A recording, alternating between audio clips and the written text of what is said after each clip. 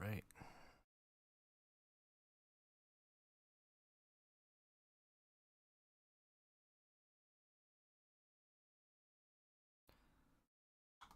Well, I'm slowly working towards, or trying to work towards 75% win rate on Azalea, but I keep queuing like Dromize. That makes life kind of difficult. So hopefully we can dodge some Dromize and start climbing again.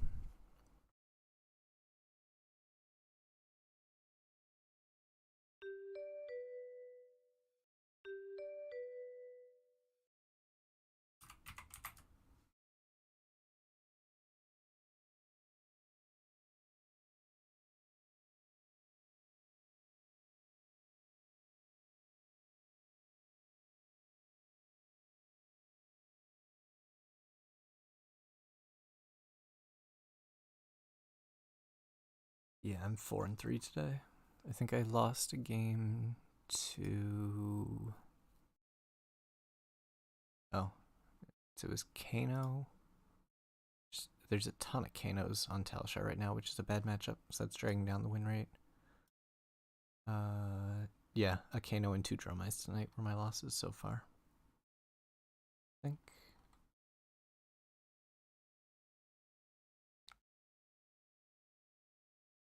Wait, maybe not. Alright, so it's a royal list.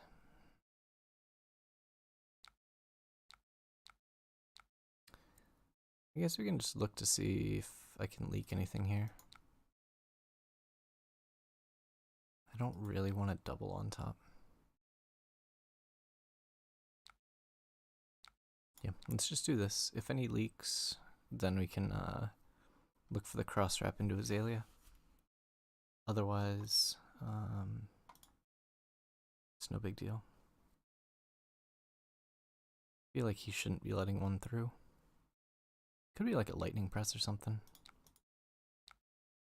But yeah, we'll dig for it. There's a slight concern that I'm sending 2 Rain Razors to the bottom.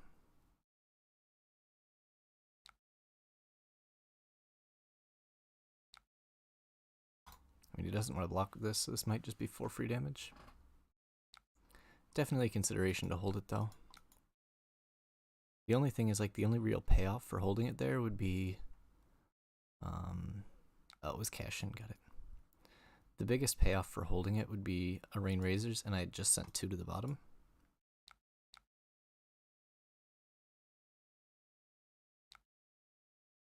Interesting.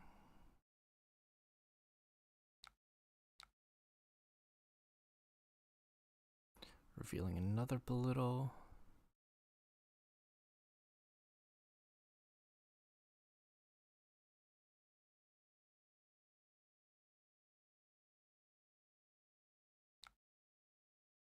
Grabs a blue minnow. I think I'm okay giving him 6 here. I know it's a belittle and a minnowism. I guess I get punished by like a snatch. It's weird that he grabbed a blue minnow. Okay, so he's got a blue minnow, a red minnow.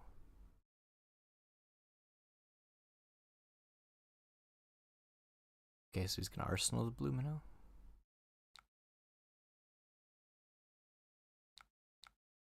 Nope.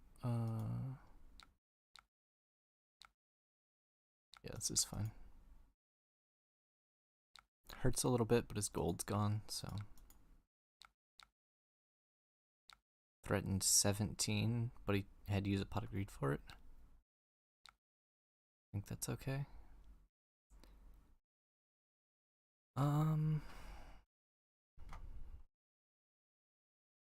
It's interesting.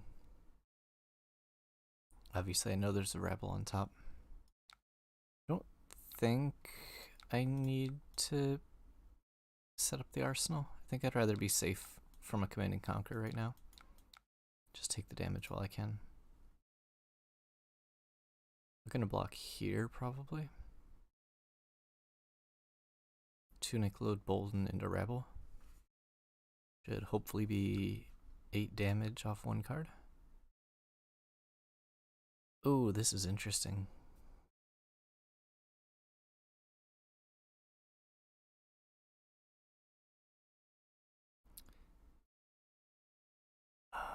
Is he planning on like using creepers for Channel Mount Heroic? In which case I do get punished. I'm gonna go ahead and do this. Yeah, creepers CMH seems reasonable.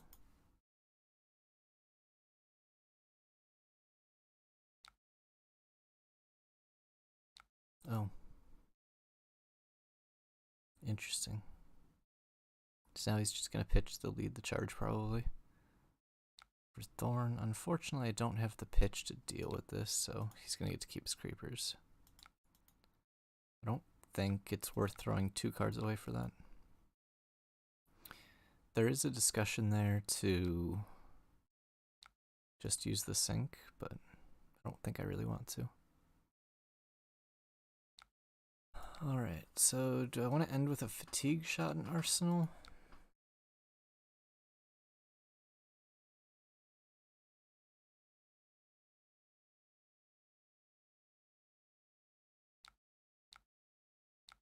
Yeah, I think I need to, unfortunately. It saves my tunic resource.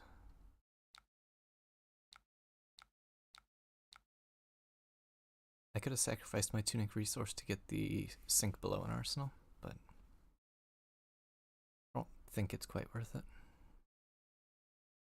It's definitely debatable though.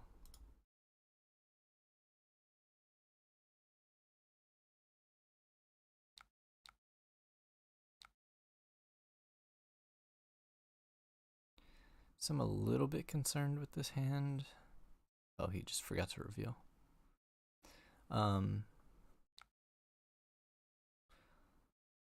I'm a little bit concerned with this hand that it doesn't block well. So if there's like a snatch coming, I'm gonna have a bad time.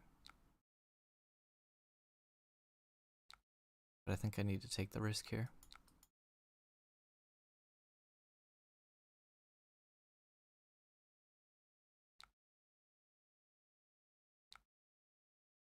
It's gonna be overload for 6 probably. There's no reason for me to block this. He'll give me my draw when he plays the Minnowism. Yep.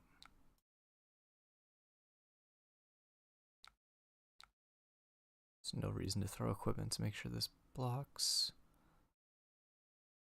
I'm just gonna block here.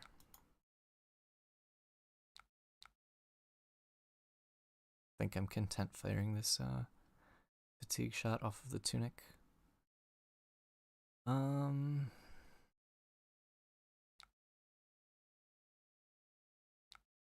Oh, that's obnoxious.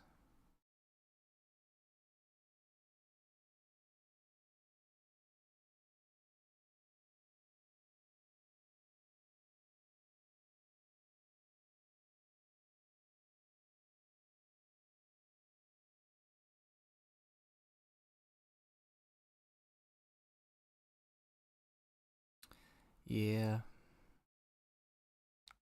CNC is a little bit annoying there.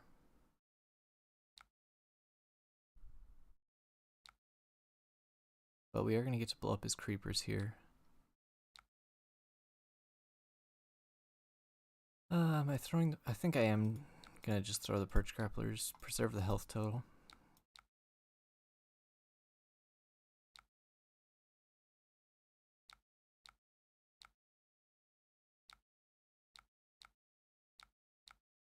I think Sleep Dart does a little bit more into him because he's running a lot of 1 and 2 attacks. I guess he's down most of his yellow belittles. Yeah, all 3 yellow belittles are gone already. So it would be mostly 3 attacks. So fatigue. Yeah, fatigue only does 1 value there. Whereas Sleep Dart, if he doesn't give me equipment, could stop the lightning embodiment, or at least give me a better opportunity to have tempo next turn.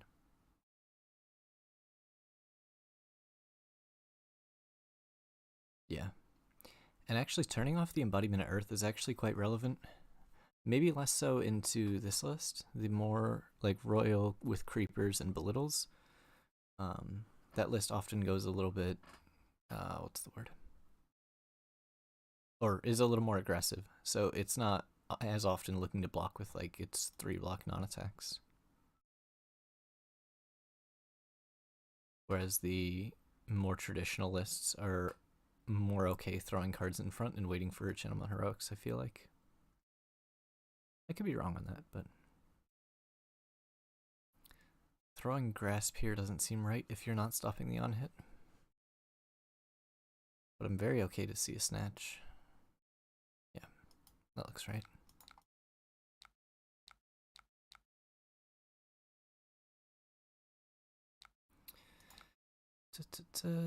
Sure, you can have 6. Interesting, he did have the Force of Nature with the embodiment. I'm just gonna draw a card. There actually... No, my Tunic wasn't up. There wasn't a great argument to do it another way.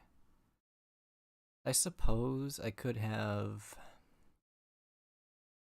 I could have only blocked 3 and then come in for 7. And then been able to Arsenal the That All You Got. Which is actually...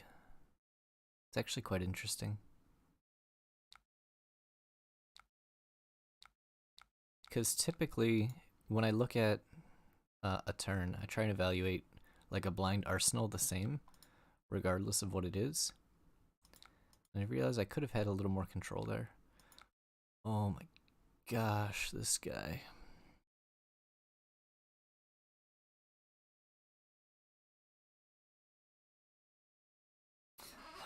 My concern is the fact that he has played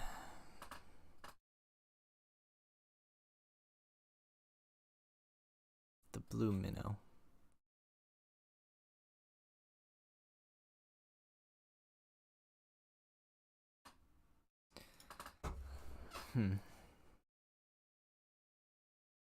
Like, I can't let this hit. But the question becomes, am I throwing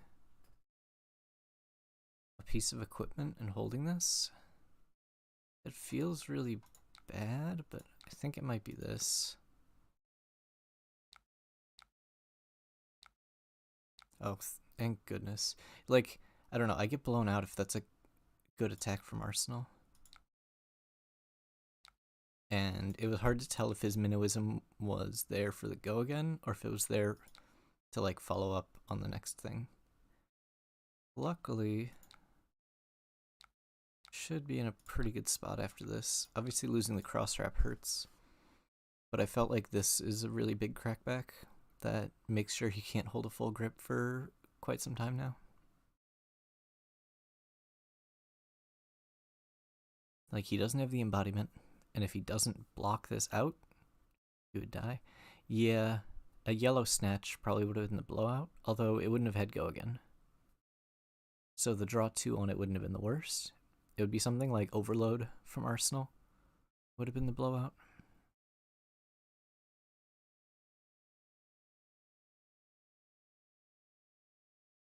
But, like, that's the thing, is at this stage of the game, I don't think I was able to just look at his, or I wasn't able to play around it, rather. Like, if he had it, I think I lose the game regardless, no matter how I block. So I have to block like he doesn't.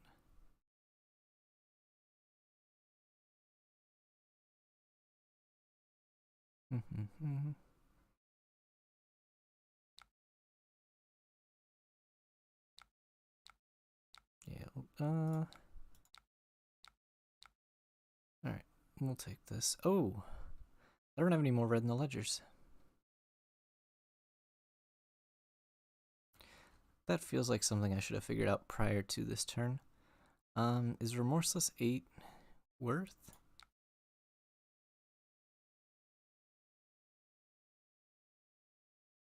Huh.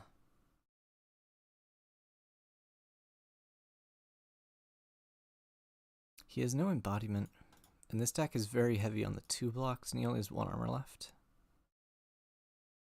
It might just be better to throw this.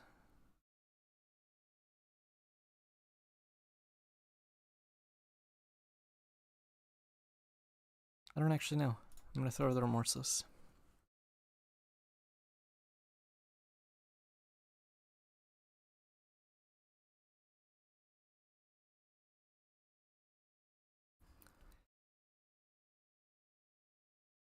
Yeah, I'm leaning towards the red in the ledger being slightly better as well, especially since we've seen all of his Command and Conquers.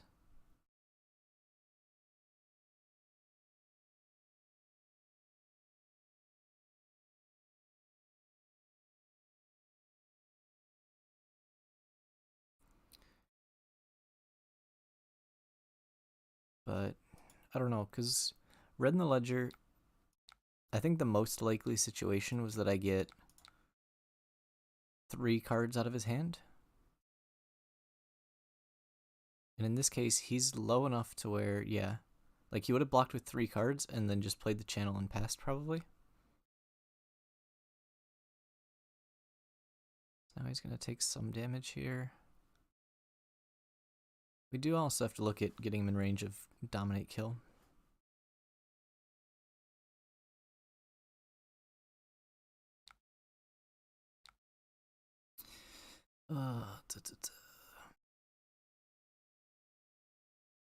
Oh, this is really annoying because I would like to be able to E-strike into fatigue shot.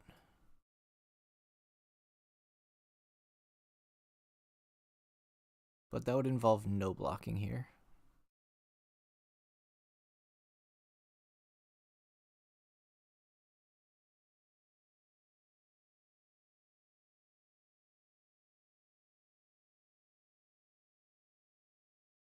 Yeah, this blocking...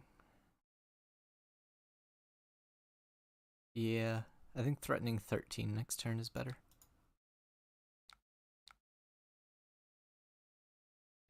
Yeah. Yeah, because, like, if I make him block with his cards are worth way more on offense. Oh, no, not that. What's this?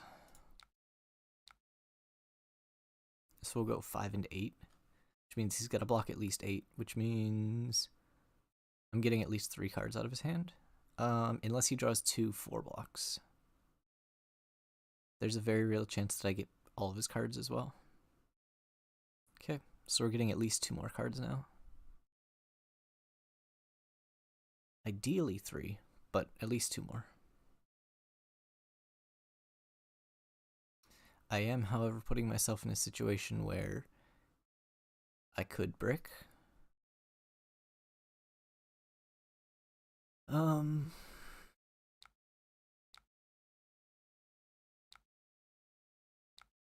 Okay, he has no armor left.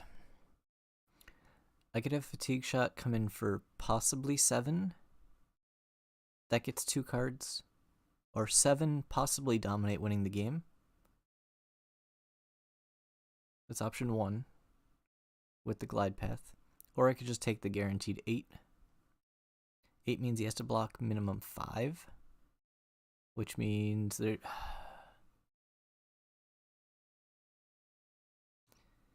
Yeah. No, the question is, do I want to go for 7 possibly dominated? Like the chance of hitting something? I think I want to take just the 8. Like there's a chance of winning the game on the spot, but there's also a very real chance that this kind of just wins the game on the spot. Yep, because he's got to go to 1. And he did have a 4 block. Which is interesting. I feel like he should have thrown the 4 block. I don't know.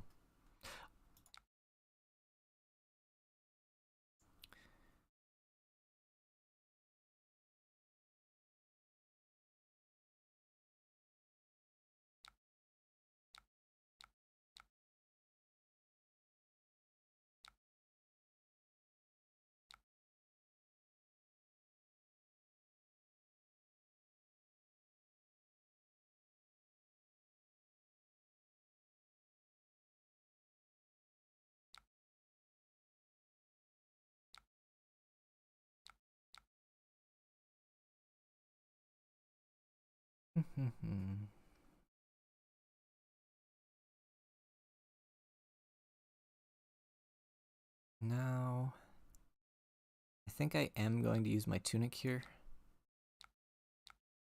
Because if I don't hit the dominate off the read the glide path. Oh, yeah, he's just dead. There's no way he knows to block 9 here.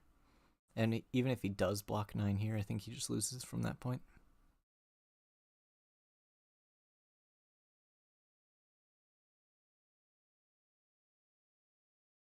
I mean, he could just have all 3 blocks, yeah, and he has to block 9 because he had 3 blocks. It's a bit annoying. This arsenal's a little bit risky, but I think there was a pretty good chance that he was doing this.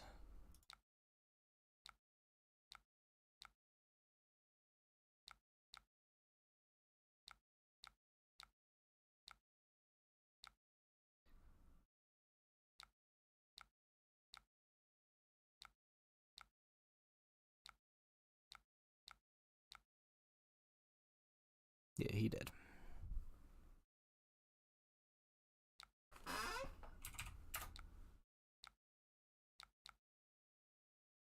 Best part was yeah, that was would have reloaded another bolt, which I'd get to fire. Even if he blocked it, then we bracers in the drill shot. So that would have been 8 into 5 into 6. Pretty good.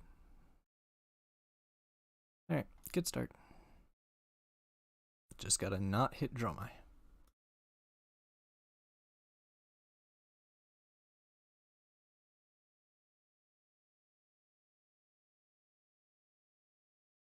Yeah, I hear 0 for 6s are pretty good. Haven't done the math myself, but it sounds about right.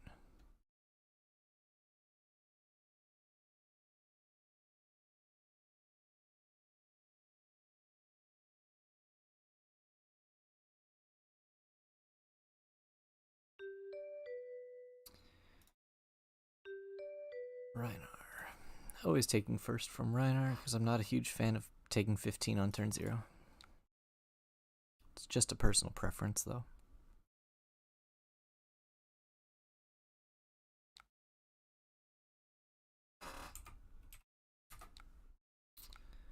I think this is load the arrow, blind Azalea.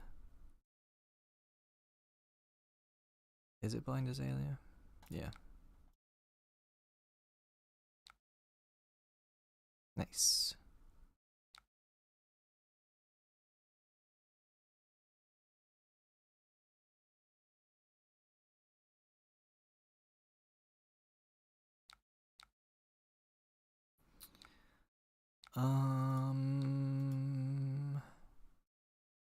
This guy is gonna be combo, isn't he?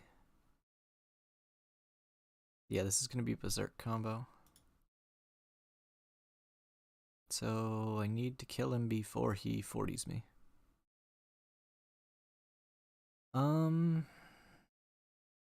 That's a good question. Yeah, playing the Rebel probably wasn't correct. Yeah, because I think I'm comfortable arsenaling it. Yeah, I should have held the Rebel. You're right. I'm on slightly on autopilot.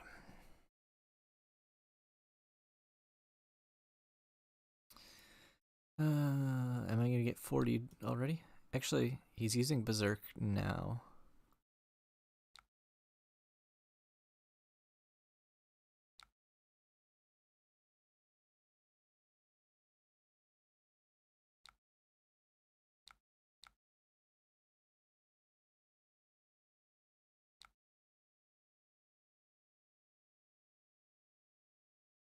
I'm gonna sync this take aim.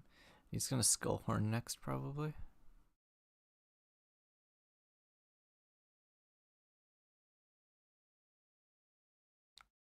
Luckily, his Berserk reveal was Rouse. Nice. Sync take aim into take aim. So he burned his beaten trackers in his first Berserk already and hasn't done anything.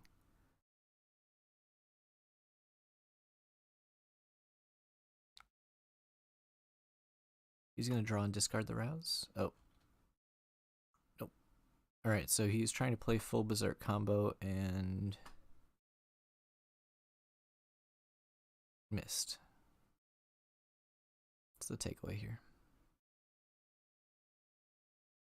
He's down 2 Berserks, his headpiece, and his boots, and has dealt 2 damage.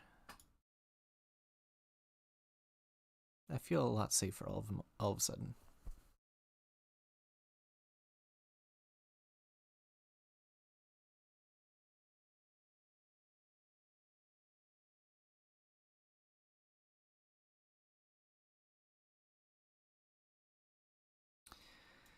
They play Berserk, and then play a bunch of cards that discard and draw cards, and then they run these, and like, if they do it on a Blood Rush into like Wild Rides and Pulpings and stuff, they can like quad Intimidate and 45 you or something.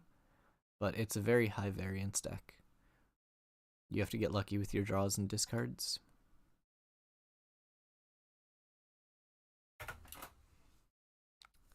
Oh, interesting. And he missed again. I feel like his list is not built very well for this combo then. Because you need to have a really high density of sixes. Because anytime you discard a 6 while Berserk is active, you draw a card. Basically. Well, you have to reveal the top card of your deck. If it's 6 or more power, then you draw it. And he missed 3 in a row. But like, in the hypothetical situation where he hit all 3 of those draw discards, he would have 3 more cards in his hand still. And that would be like Wild Rides and stuff, which,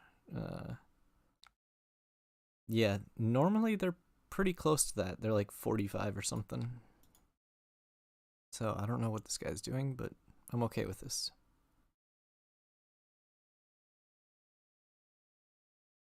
I'm also not sure what I'm looking for on top of the deck. Probably an arrow.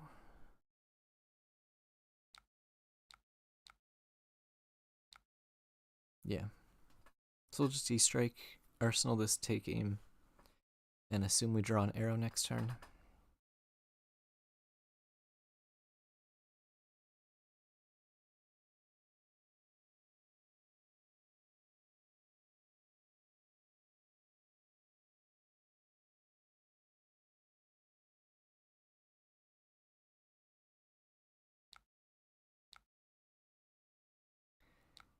But yeah, he's yeah. I don't know what his game plan is from this point. I think it's just normal Rhinar stuff, but worse. Because his deck is built around Berserk, and he's down 2 of them and didn't do anything with it.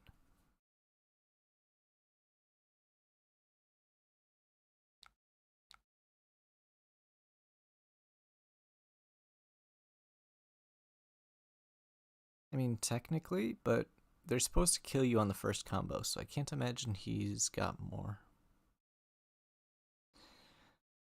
So this is interesting. I think I'm going to block with the arrow and sink away the buff.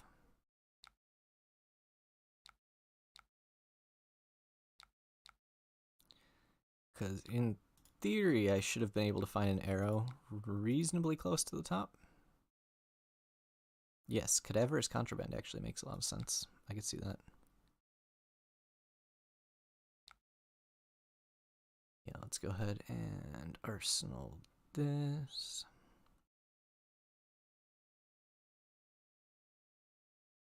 Yeah, so I'm just going to take aim, reload the Read the Glide Path, and fire the Red in the Ledger that way. It's just 1 extra damage over the Read the Glide Path since I've already found a good arrow on top.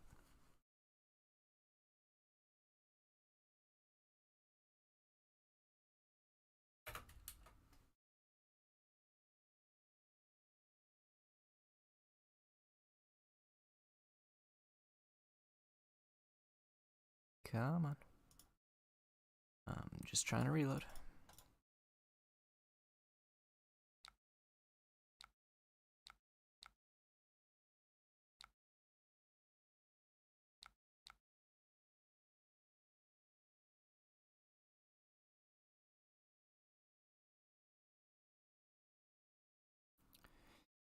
The yellow barragings are kind of weird. I feel like you wouldn't want to play those, as they're just additional misses off Berserk.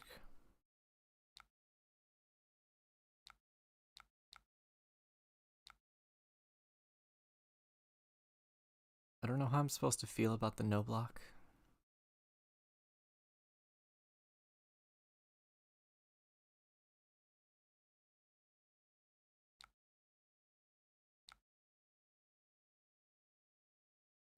Pummel? If it's Pummel... It's gotta be Pummel, right? Nope. Alright, I'm just confused. I feel like you should have blocked with a card.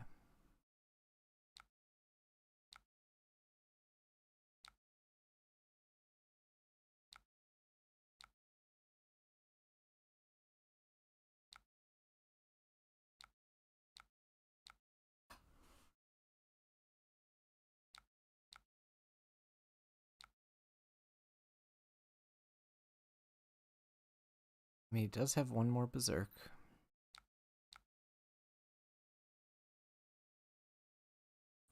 But still doesn't make much sense.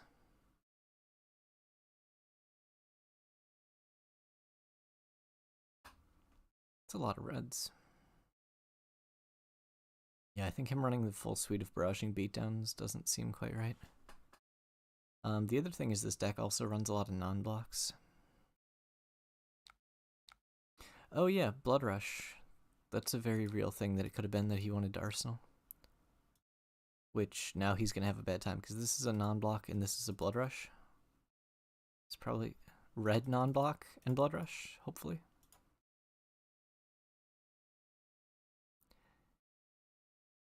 No, it's just a blue non-block, but it's a Blood Rush and Arsenal, I think is the most likely guess. I'm just going to take this.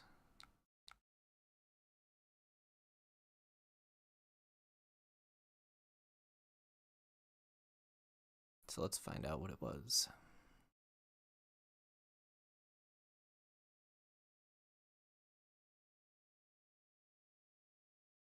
But yeah, I'd be very surprised if it wasn't a Blood Rush. Yep.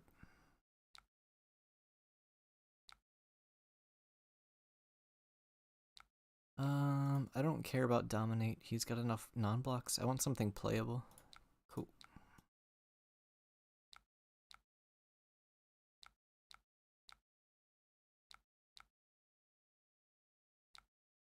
Yeah, this is fine for 8.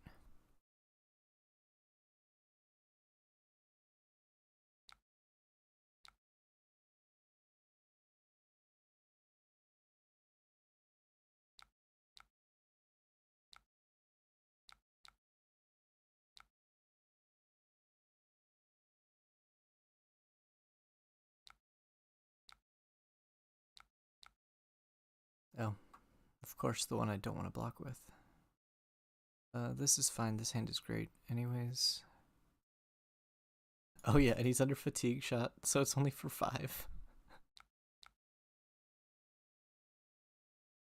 Yeah, beta rampage. Oh, that's great. I want to find a buff on top. Or like a rabble or something.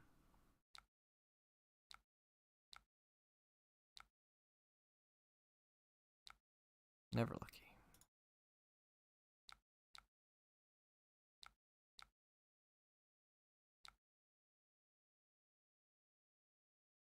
Whatever. It's still going to be 16 in Arsenal.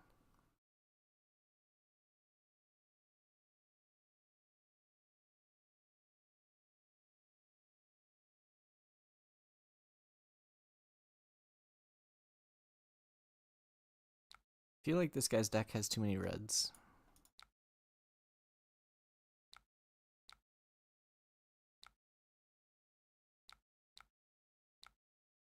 This might be a little bit risky, playing for the Arsenal Fate, but it's better than the headshot. He hasn't searched his deck, so the third Command and Conquer is... Oh, no, there's still one more. For some reason... Huh. For some reason I thought that there was, I thought I'd seen another. And he discarded a Blood Rush. Oh, this poor guy.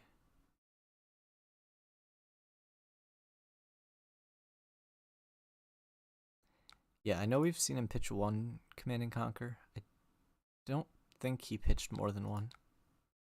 Which means I do have to be slightly careful of another one.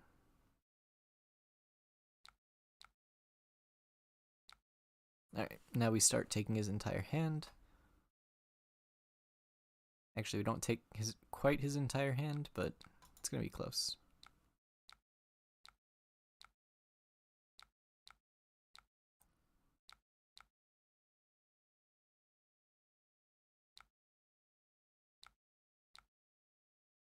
Okay. I'll take it.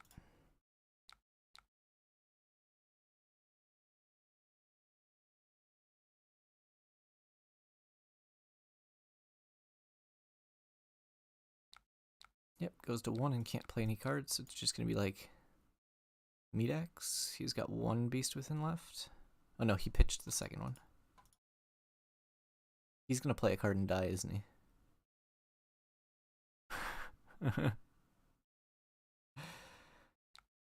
Yep. Well, that was a game.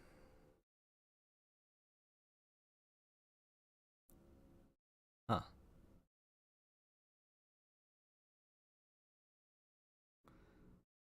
Yeah. Yeah, I don't know. Feel like that shouldn't be happening.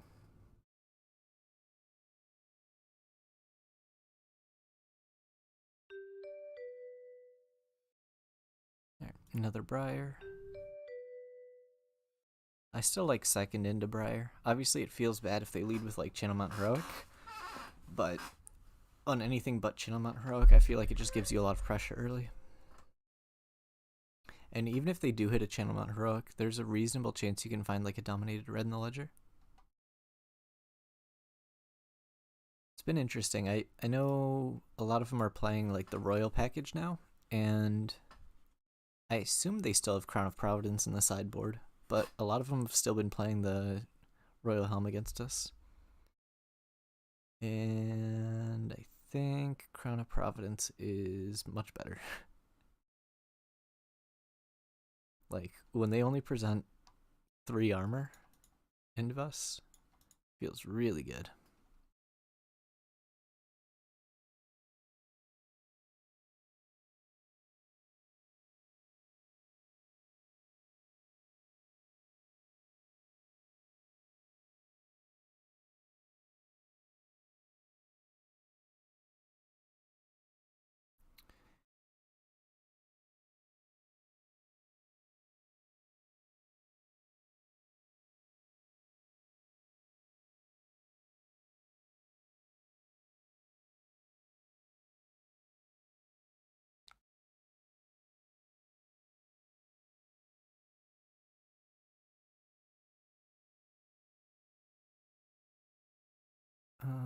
What's that? 2 hits? Yeah, 2 hits. He gets Belittle Snatch.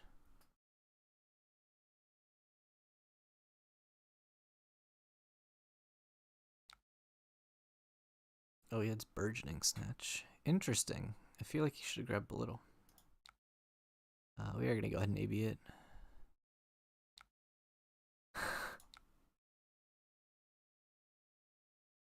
Tome 4. Okay, so he gets another 2. It's annoying. So now his hand is Snatch, Snatch, Command, and Conquer.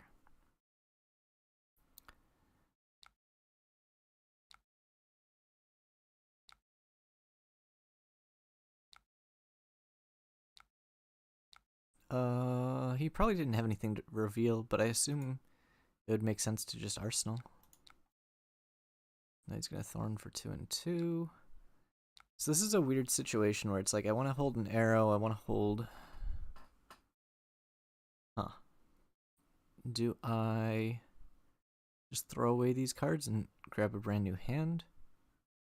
I think I'm gonna take the Arcane and just block here. I don't know, it feels like whenever I hold an arrow, I draw like 3 more arrows, and every time I hold a buff, I draw 3 more buffs. Oh, beautiful. Always rewarded.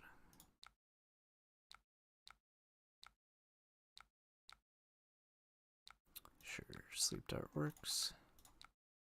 Unfortunately, I do have to Arsenal. And he's got, more than likely, it's a Command and Conquer in Arsenal. It could be the Yellow Snatch, but it's either Yellow Snatch or Command and Conquer.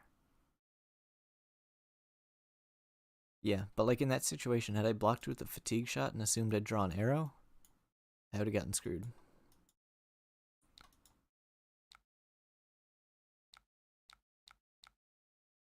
Okay, so I don't have 3 blocks. Wonderful.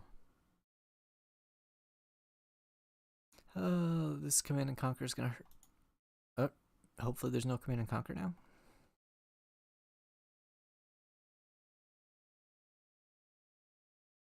So it's either a Yellow Snatch or a Command and Conquer in hand.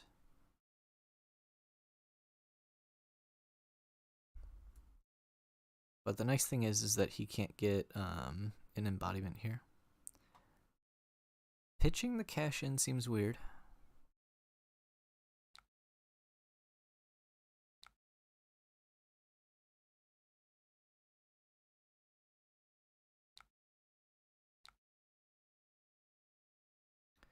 Still think there's a CNC coming. Yeah, I think that's the fair assumption, is that there's another cash in hand. And if this is like a blue, okay. So it's going to be the snatch for 6 with no-go again, because he forgot he doesn't have his hero text.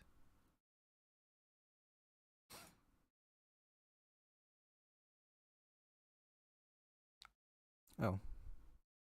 Okay, I'm very confused. Is he just holding this Command and Conquer then?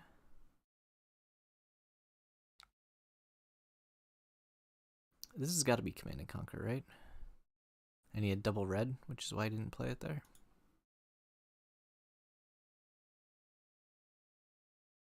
I don't know what's going on. I give up. I feel like I was tracking reasonably, and now I don't know anything.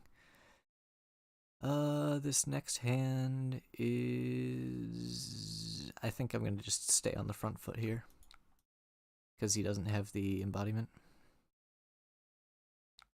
I'm also interested in extending my hand fully, because I believe that's Command and Conquer in Arsenal.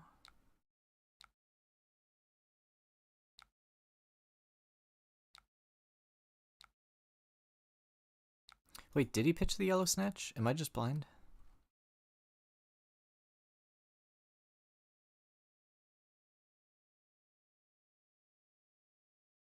Yeah, you might be right.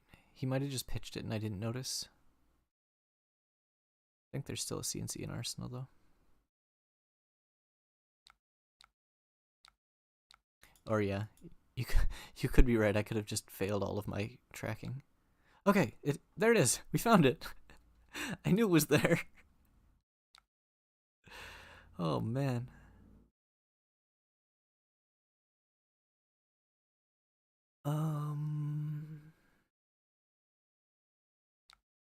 Yeah, the yellow pitch was cash in.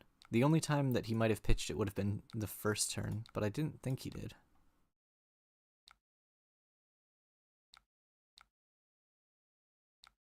Yeah. Unfortunately, we didn't draw an extender on top.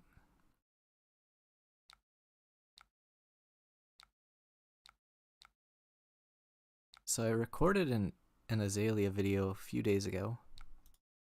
I just have to go back and review it. Was a little disappointed. Well, disappointed in... I was losing my voice by the end of it, because like an hour straight of talking gets rough. So... Oh, I do still need to block this, I think.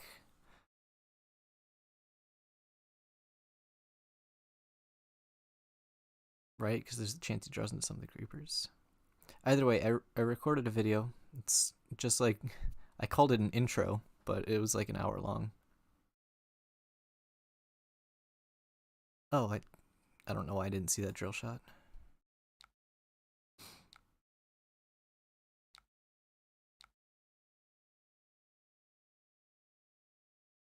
Is this worth digging for something different?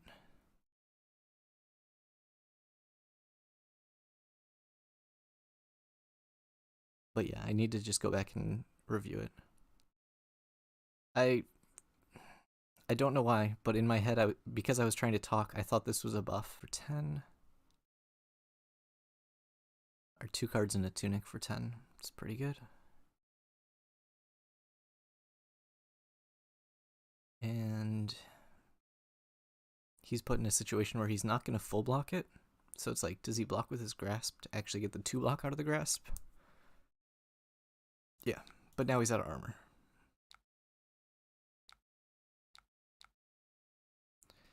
So now I just need to not draw a terrible blocking hand. Oh, hey, look, a terrible blocking hand.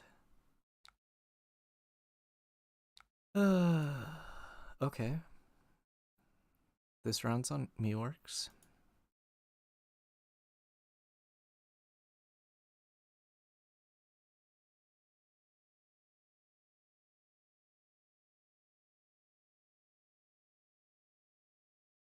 I mean, this was terrible, but yeah, that all you got helps quite a bit. Oh man, is his hand that bad that he has to consider activating the gold? Oh, he's got to activate the gold because he doesn't have his thing. Oh, he's just going to keep his channel. Interesting. But he's not going to have a 5-card hand.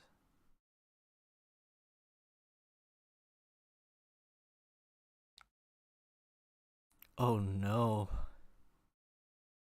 That doesn't seem right. Oh, he drew into the cash-in. He drew the cash-in off the gold.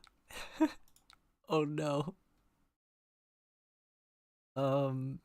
Yeah, I guess I'll just win.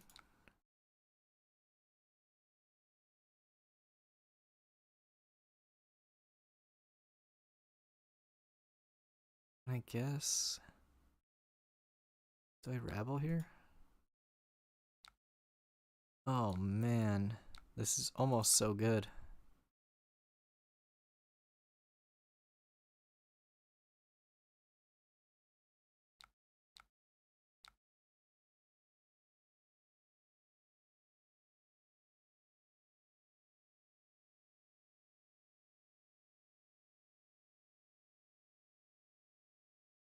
Yeah, if only there was a way for me to get that Bolton shot into my hand, or if I had one extra resource to use the perch grapplers.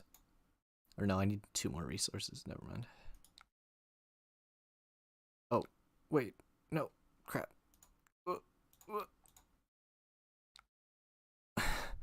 You didn't see anything, guys. Definitely did not forget to activate my rain razors.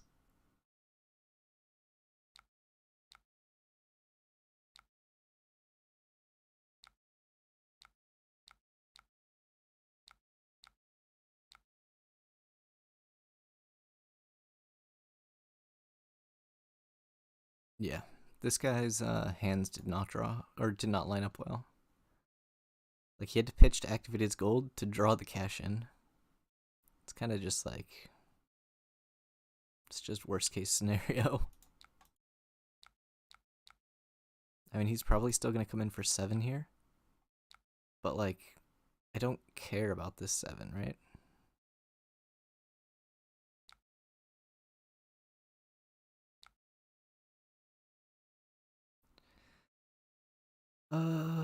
Do I want to block 3? No. Because, like, he draws and just discards from that all you got? Or from, the other card?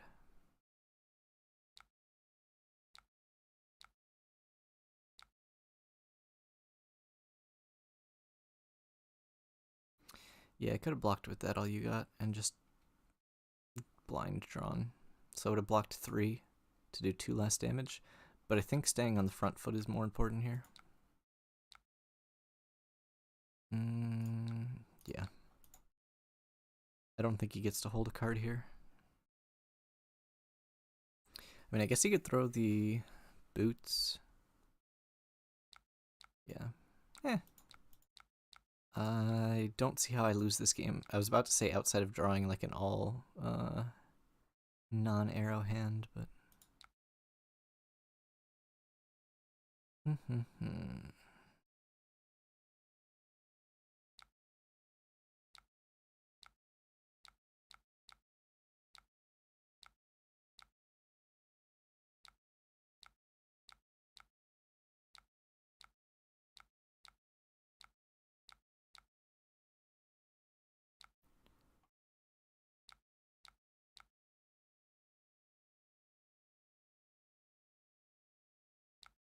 damn, he did have the 12 block.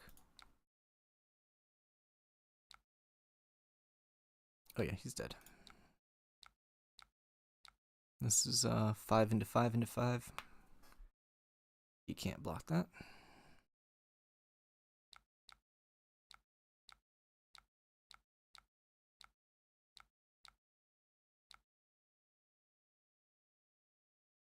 Oh, he can't even block 5 into 5.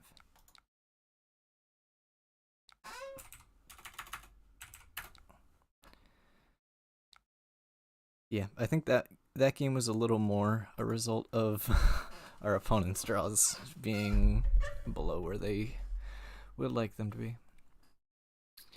So into Dory, I play my entire stack because I'm afraid of fatigue. A good Dory can fatigue you beat by like changing the pacing of the game multiple times. So like if they go on the front foot and make you start throwing hands in front to keep their counters down, and then you block with enough gas to where they just start blocking, you risk fatigue pretty consistently if they're careful. And I still don't know which one I like. Think I'm gonna take second. But let me actually see, what did I put on that thing? Oh no, yeah, I did put second when I listed off which going first or second. The only concern is that it sometimes puts you too quickly towards fatigue. He pitched 2 reds, so even if this is like a red iron song, I don't think he would play it here. So we're comfortable blocking 6. We're just gonna go for a tempo line here, coming for 8.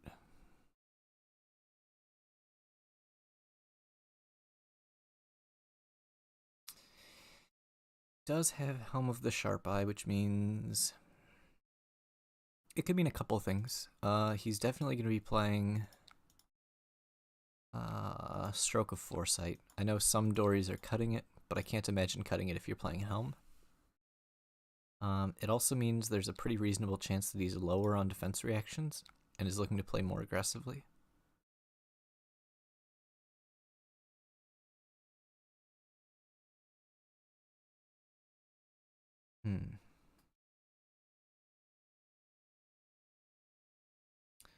So we would get punished by the red iron song here pretty hard. Because he can buff and then pump. CNC, yeah. There were a couple of big punishes at Arsenal there. Do I want another? I think I'm going to save the E-Strike for later. So we're just going to go 5 into 6 and take the Arsenal.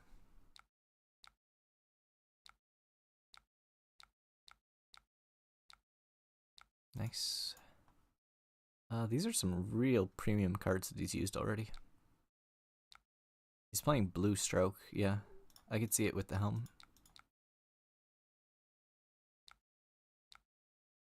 Man. Didn't draw a buff. I suppose I could sink and try and find a buff. That's a very greedy line, though. Because using a sink there is... yeah, probably a little too ambitious. So we're just going to go 7 into 5, Arsenal the Rabble here.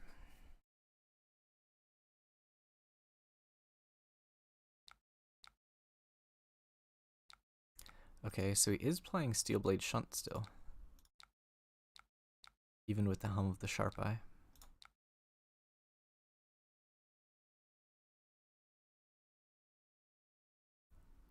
Yeah, so like I mentioned, Dory can't actually fatigue you if she just sits there and plays defensive, because you'll run out of cards, or they'll run out of cards almost as fast.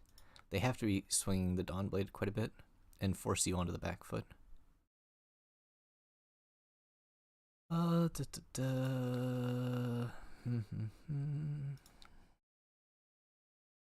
Hopefully he throws a card here.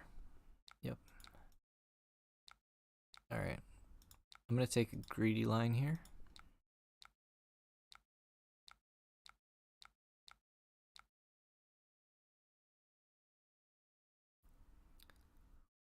Yep, got punished for the greedy line. Unfortunate.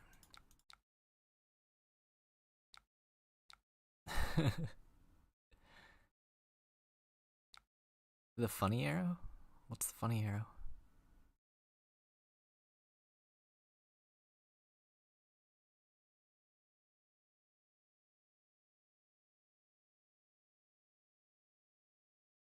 Oh, all of them. That makes sense. I'm not a huge fan of this situation here.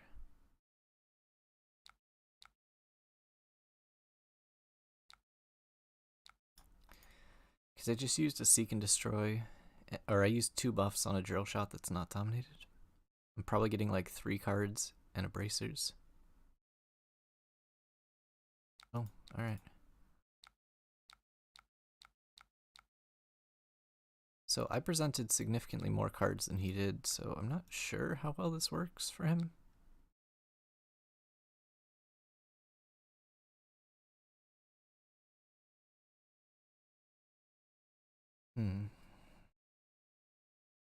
I could take an 8 dominate here. Because he has just been blocking a lot.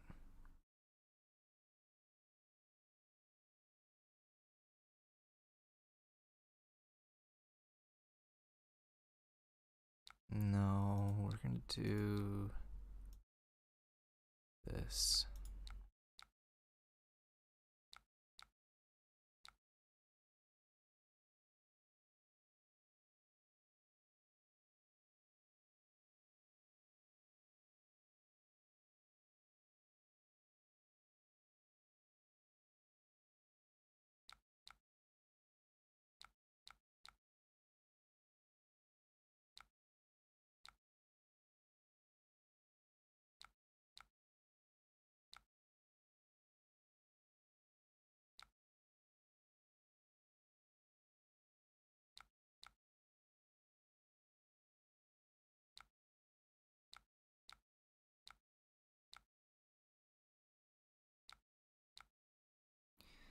So here I'm going to arsenal the D-React.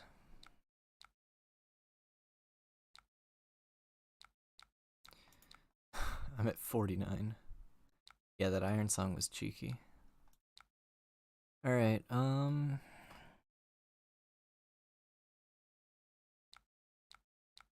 do this. I'm playing all 74 into Dory right now. Yeah, we're taking 6 here. I don't think he's gonna bracers, yeah. We get away with this.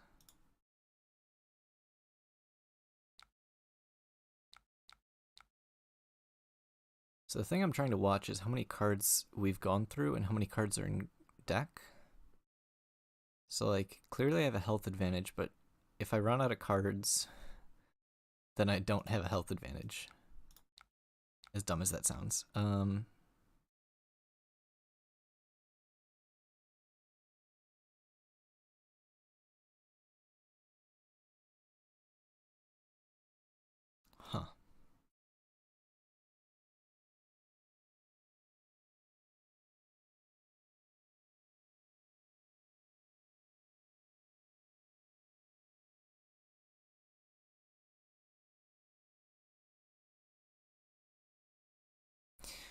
What did I pitch recently and sync?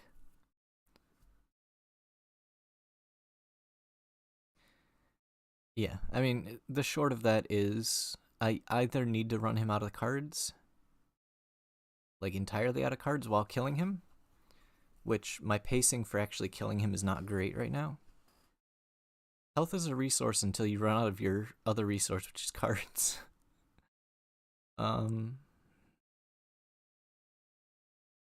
Red and the Legend for 5 doesn't do anything here.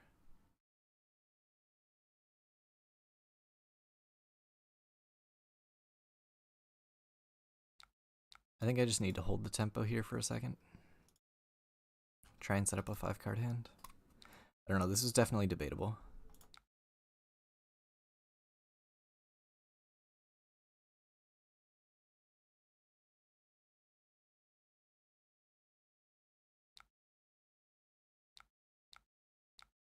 Looking for a D-React, maybe? Never lucky.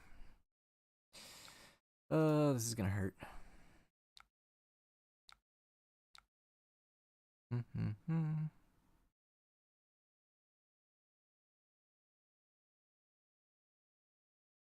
Dreadbore?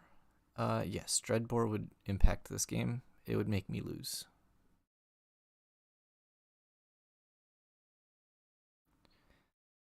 Uh, yeah, that would have been a consideration. The only thing is I'd kind of like to hold the Memorial Ground as a card for late game. I don't have any D-reacts here. I think I'm going to let him burn his bolters and ideally strand some strand reprise cards like Iron Song or Singing Steelblade. Yep, there's the Singing that we stranded. I'm going to take a lot of damage for this, but as part of the conversation I was having before was like, if I want to match him on fatigue, I can't just throw high damage cards in front of his hands. Is that good on top? Not really, but it guarantees my rabble. The other interesting thing against Dory is like, if I'm gonna go ahead and bottom it and then load first. The other interesting thing about Dory is if I give him a counter, there's a very real chance that they're willing to take more damage on the next turn in order to keep that counter, which means it makes it a lot harder for me to actually get fatigued. Now this is an interesting conversation on whether or not I want to play the Strain Razors. Usually I want to get more than 2 damage out of it. However, he does have a counter, and I can't really afford to keep it in my hand. Yeah, so we're going to go ahead and do it.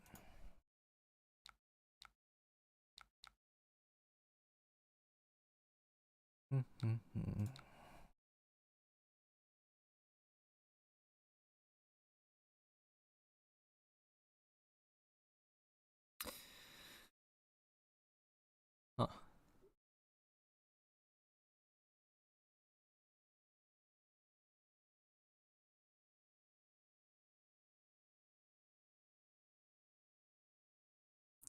I could give away the boots to make sure I get rid of the counter. I think I'm okay with this.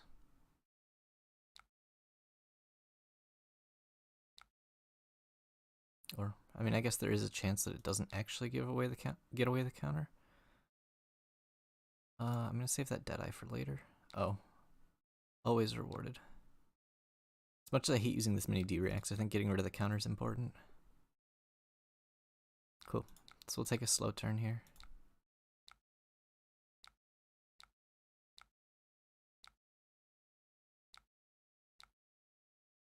All of his equipment is already dead.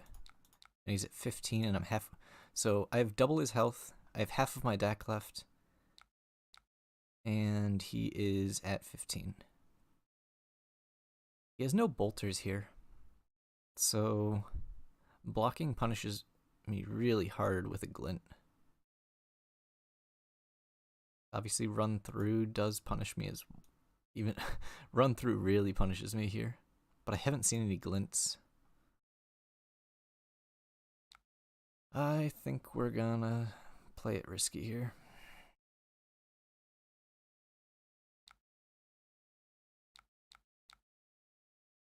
Sweet.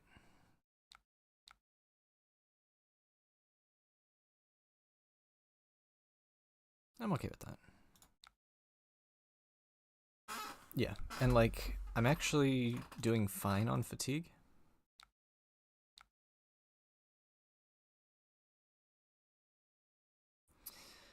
Alright. So this is a situation where I know the top card of my deck is a Fate Foreseen. I think I'm gonna burn my Tunic here to give me 2 opts off of Glide Paths to try and find an arrow. Always punished. Damn.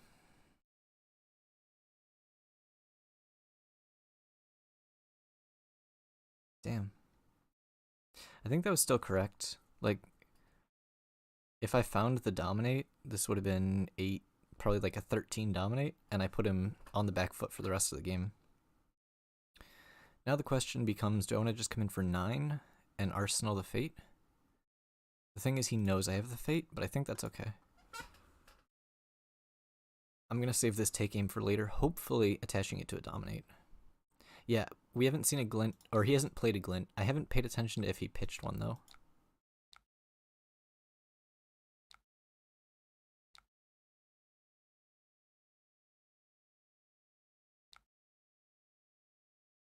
Man.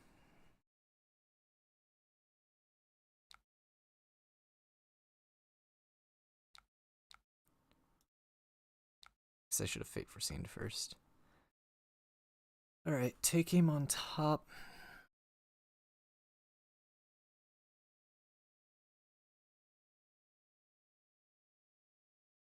Yeah, that's fine.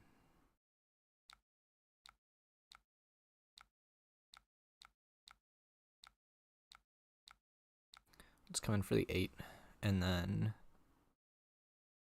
I'll have this Bolton in Arsenal, but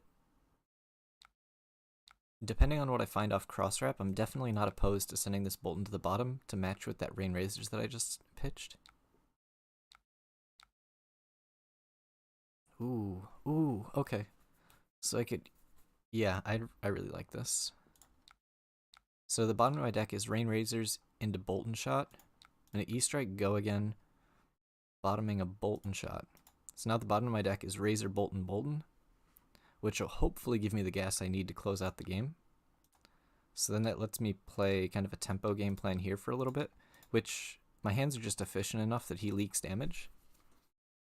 Like, it's really hard for him to actually block it all out fully. No, dude, Knock is a 3-block. Especially in this matchup where I'm playing for value. I need the 3 value out of it.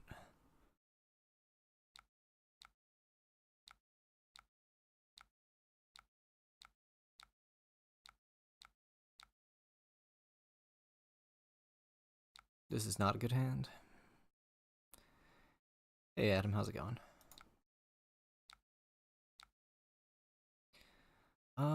There's a discussion to Memorial here. Yeah, I think I'm gonna Memorial to keep the tempo.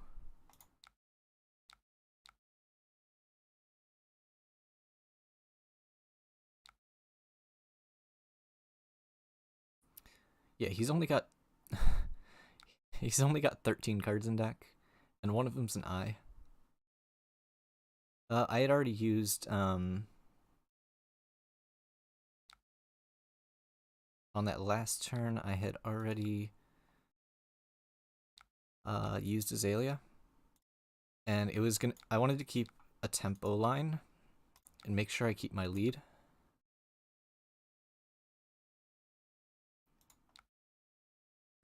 I want to find a red. Beautiful. I haven't been paying great attention to how many cards down. I think I've put like 6 cards to the bottom since I stacked that.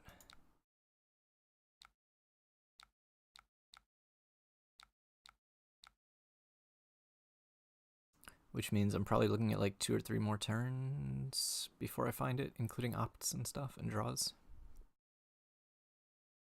But then I still have the bracers and everything. Yeah, fatigue shot putting in work. Yeah. Knew he just got back to his pitch again? Has he just not been pitching many cards? Because he pitched this turn 0, I think. No, turn 1? He pitched this, maybe it wasn't that. He pitched it early on.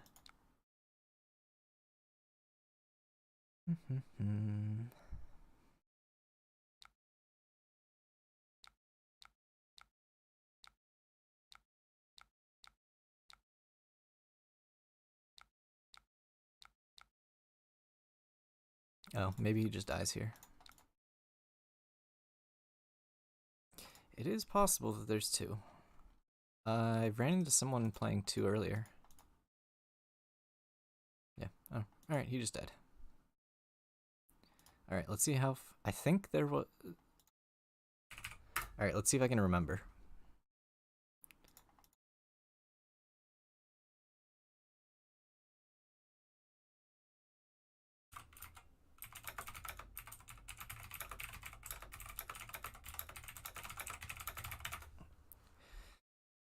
Okay, so it was Red Bolton. No, it was Razors, Red Bolton, Yellow Bolton, and I think it's... I'm gonna guess 6 cards on top before the before the Razors. Okay, 4 cards on top, then the Razor into Bolton, Bolton. Is not as good as I thought, because there's no arrows above it, so the next arrow down was this drill shot. But I would have drawn these 4, which would have been a pretty underwhelming hand. However, I would have arsenaled this bolt and drawn these 4. Huh. That would have been a bad hand. Yeah, so I was 2 off. Yeah, he was only on the blue shunts.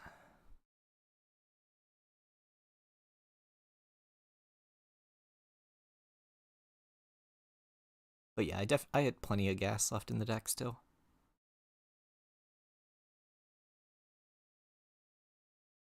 And I think that's kind of a byproduct of how Azalea works, with all the opting and all the opting in the Azalea building abilities. When you hit your second cycle super fast, but your density of blues isn't the same as in other decks where often you're only pitching blues, then you'll hit like a hand of all blues on second cycle. Because I'm opting a bunch of reds to the bottom, it mixes them in really well. So you don't fully run out of gas until you're at like 5 or 6 cards in deck a lot of times. Like, it's not uncommon to still have some level of gas in the deck. And it's actually really funny as far as pacing of the game. I've found into stuff like Oldham, it'll feel like I'm behind on pacing, but I've got reasonable gas in the deck, and they've used all their D-reacts on the first cycle. So when you hit second cycle, you have slightly weaker turns, but they're still able to push damage because your opponent doesn't have D-reacts anymore.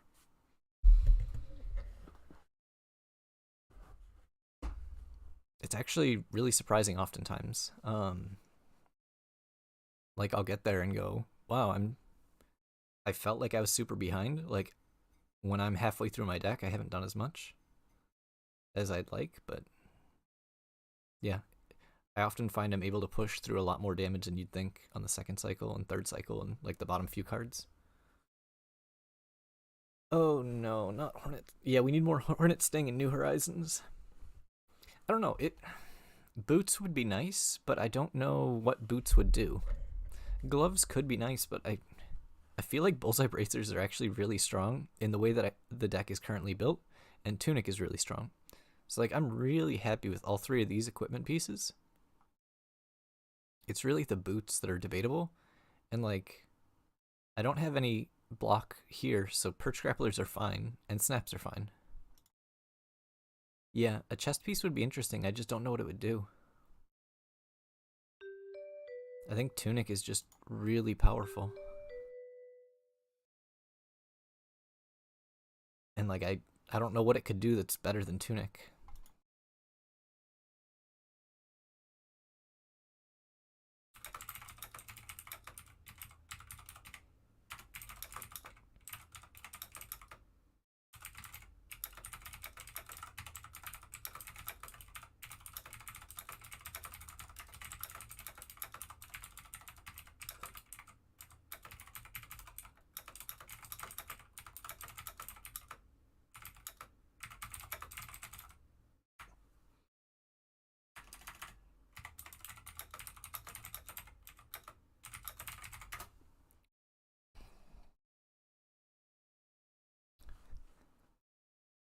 Arrows with aim counters cost 1 less. That could be cool.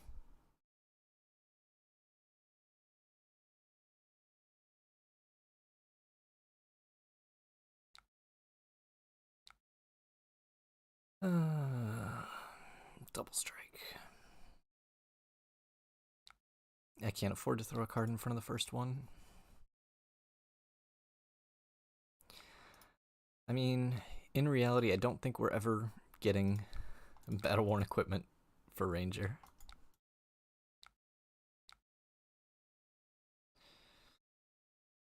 What am I blocking here? I think it's here.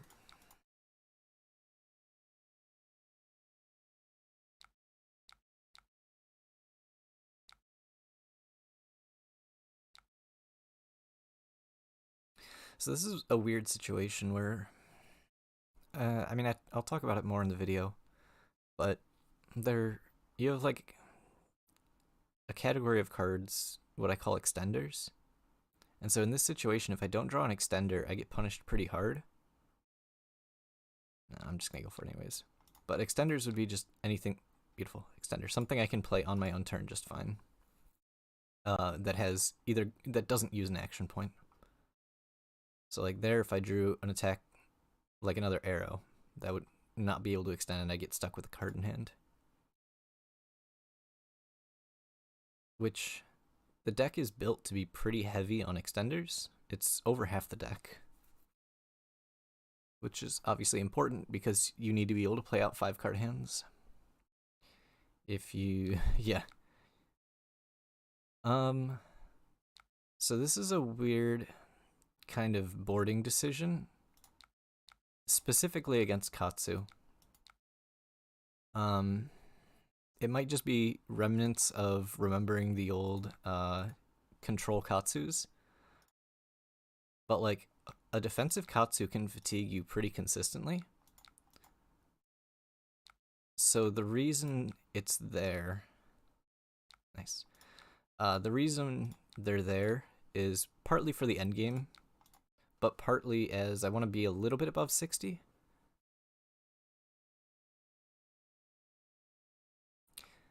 Yeah, sigils are also just a way of getting out of the endgame situations where you get like Kadachi locked. Having an answer to Kadachi lock is really important. Does this guy not know what Red and the Ledger does?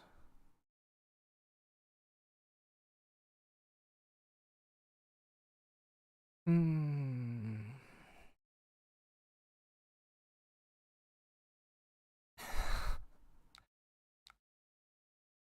right. Well, that's 2 Roar of the Tigers and the Tiger Swipe gone. Now what I would like is a buff. Man.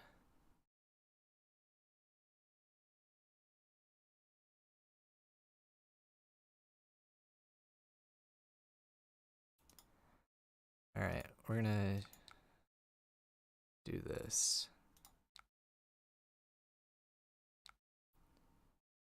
He should have at least blocked 3. Like, just block 3. And he had a Razor. Like, he could have blocked 3 and then swung Kadachi and Razored it. So here I'm gonna knock Fail to Find.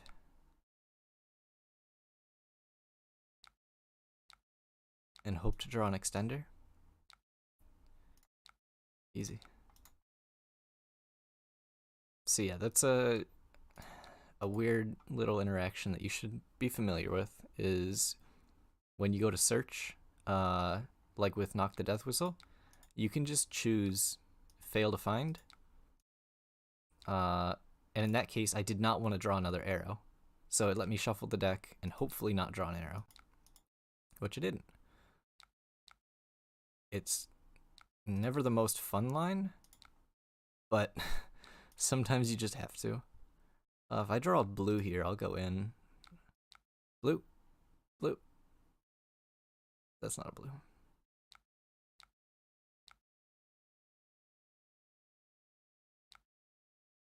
Oh, I was 1 card away. I would have gone for a Perch Grappler's line with Rain Razors here if I had drawn the blue. Oh well.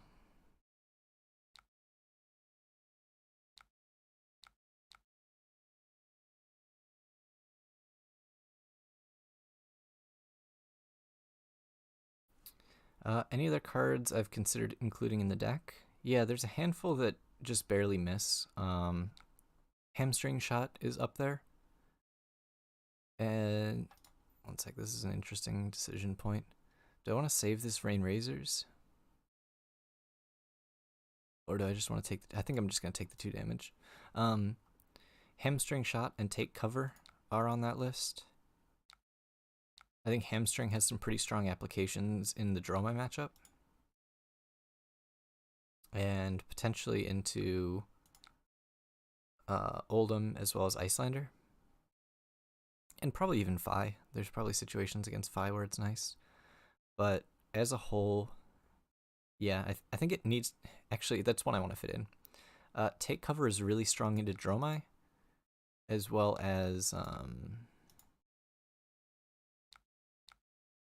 Take Cover is very strong into Dromai. as well as Bravo.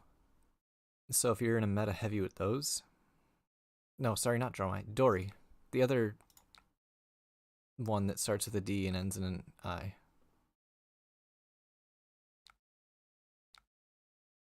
Yeah, Dory. Hamstring into Dromai because it makes her hold at least 2 cards. Yeah, I have a hard enough time playing, but playing and explaining stuff to chat, my brain falls apart. Yes. Take cover against Dory.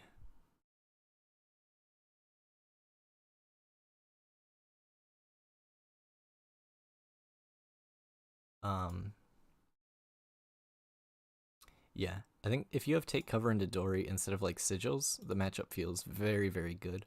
I think it's already a good. I think it's a good matchup even without them. But I don't know. It feels hard to lose with 12 D reacts. I'm gonna hit the mask. I think it's debatable because they're not actually planning on blocking with mask or tunic anytime soon.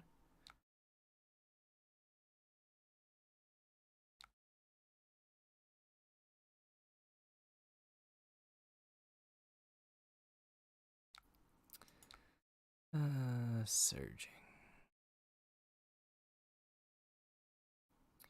Yes, I signed up for Gift of Games as well as one that's in Michigan on the 15th, and then I got to sign up for MinMax and Nerd Rage, and then whenever the one in Milwaukee opens up, I'll sign up for that as well.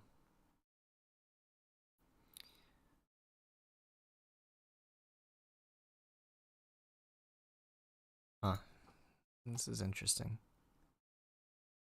I think I'm gonna let this hit.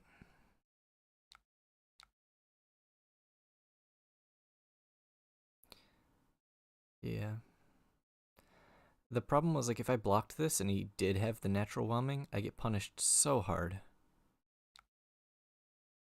But now I just have a bad time because I have to block 5.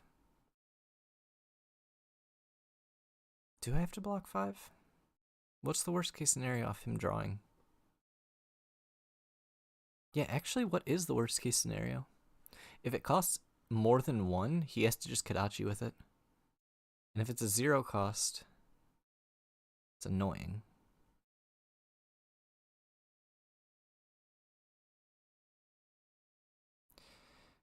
Alright, we're gonna take a risky line here. I'm gonna sink below. If he pops the breaking scales... Yep, he's gonna pop the breaking scales. Perfect. So now I don't have to play around breaking scales anymore, and this is like the least punishing whelming gust wave hit possible. Yeah, a 0 for 4 would have been the worst, but this is only 3, so I'm comfortable throwing this 3. And now I don't have to play around breaking scales for the rest of the game. Seems pretty good to me.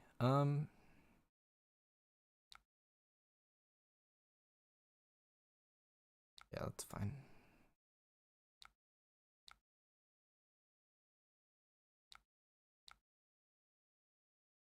Yeah, and oftentimes the whelming will come as like chain link 3, where it's threatening a mask draw as well. No, actually sending the sigil to the bottom is actually quite good, because if we do get to the situation where I'm in like Kadachi lock, that's where the sigil really shines. But I'd rather use that card as tempo now, and then it'll be value later. Or it'll be able to get me out of Kadachi lock later if it's needed. He did choose +1.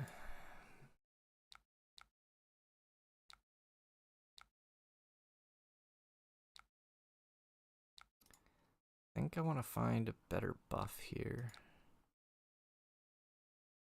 It's not a better buff. Ooh, he had the Natty Magenshi. Wait.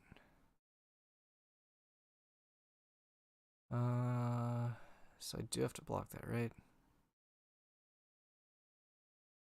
Yeah, I do have to block that, unfortunately.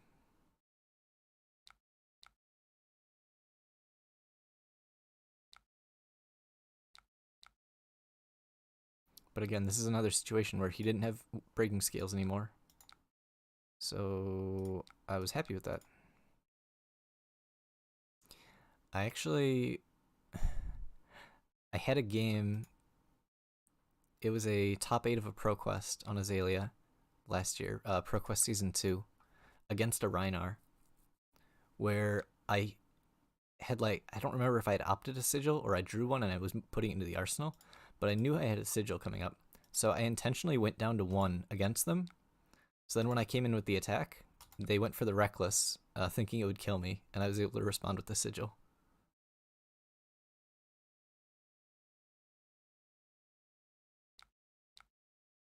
That was definitely one of my favorite sigil plays.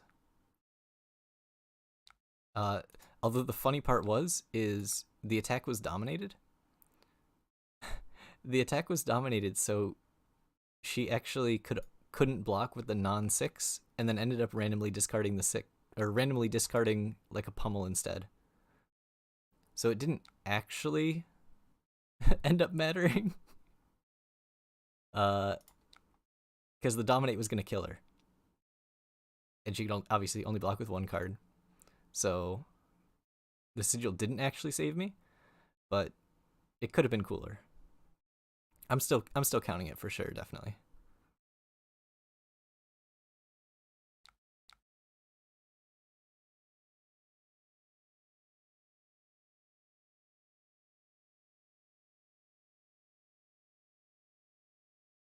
That is still the dream, to kill a Rhinar with Reckless when your dominate forces them to go random and miss.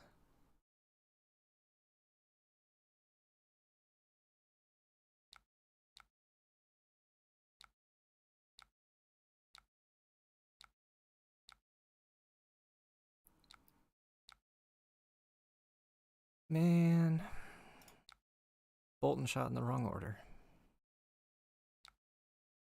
If that bolt and shot and sleep dart were switched on top of my deck, ooh, that would have been great.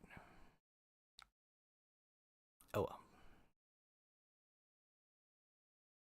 I am very far ahead.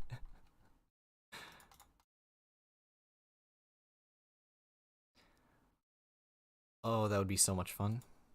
The problem is I'd have to play Pitfall Trap. I don't know. Pitfall Trap is like so close. Pitfall's the yellow one, right? Yeah, Tripwire's red, Rock Slide is, or Rockfall or Rock Slide is blue. Yeah. Pitfall is so close to playable. And by so close, I mean it would be like the 100th card in the list. So there's a few more cards I'd play before it, but like if I really needed more yellow D-reacts, like it's close. Does he have any Tiger Swipes left? He's got 1 left? Sure.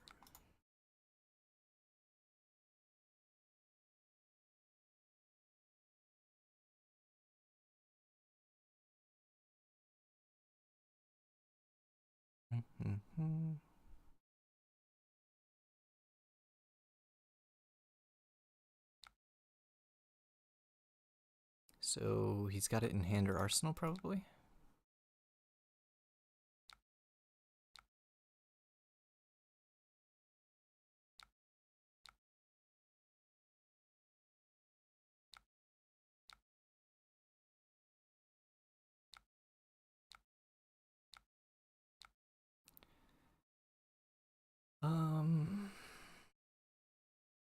He shouldn't have any more crouching tigers, right? Has he played them all?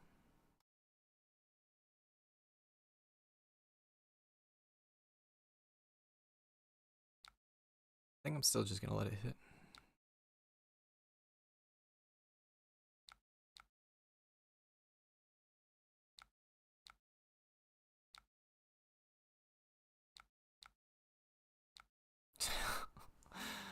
Oh, he drew that off of the ancestral. Rather annoying. I really don't want to give up the tunic. We'll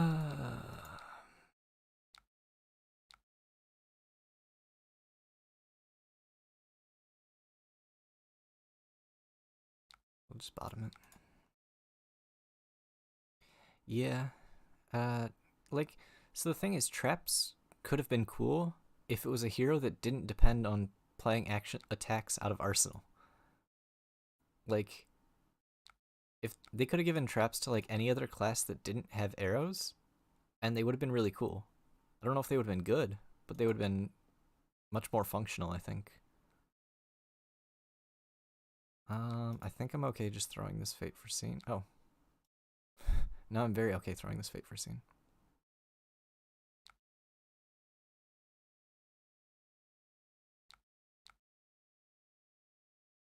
Yep, that's pretty good.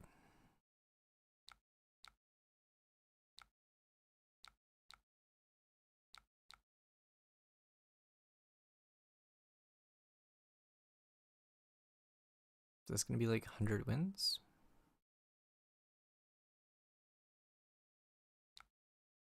Yeah.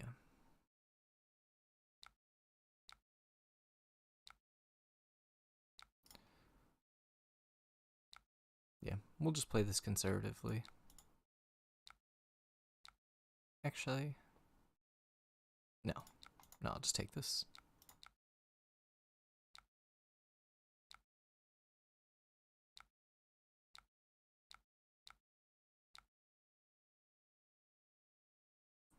Well then.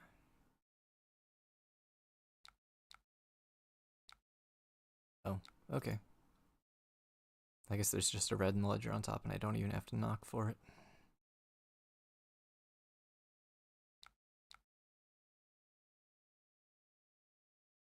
Unless he has the D-react, he just dies to this.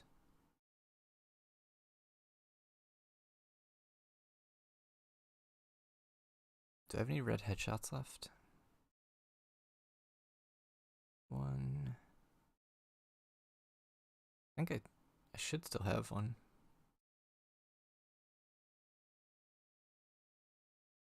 Yeah, 9 dominate kills him even with the react.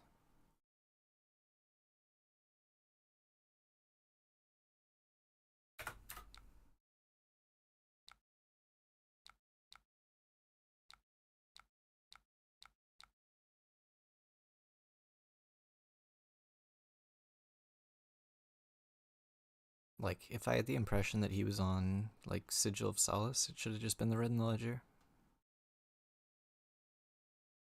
Or, like, Unmovables, but I've seen most of his deck. I can't imagine him having any of that.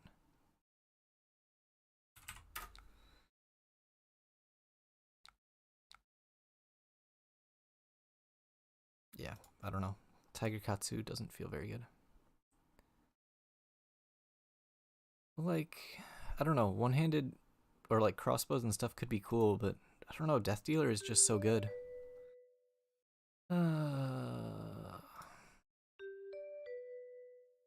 I hate playing against Romai. I don't know. Death Dealer's so good. Like, I think they need an entire new Ranger archetype if they want to do a different weapon. And like they're trying to do that with words are hard. Sand Scour Great Bow. The problem is that yeah, with Sand Scour they just don't have enough yet. Oh, thank you. Thank you the person who dodged. Yeah, let me grab the list.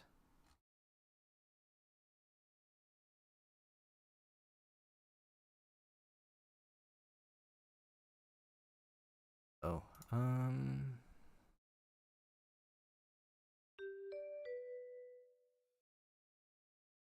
taking a second here. Sorry, apparently I can't type in chat on here.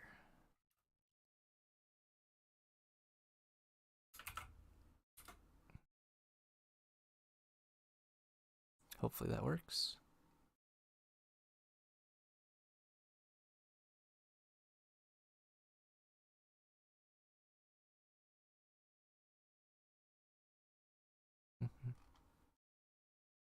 Alright, that did not appear to go through.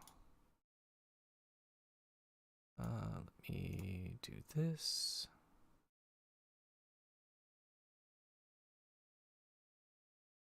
Let's try this.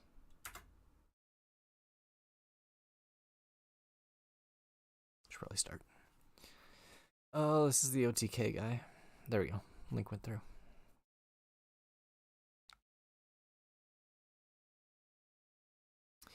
Okay. OTK Viscerai.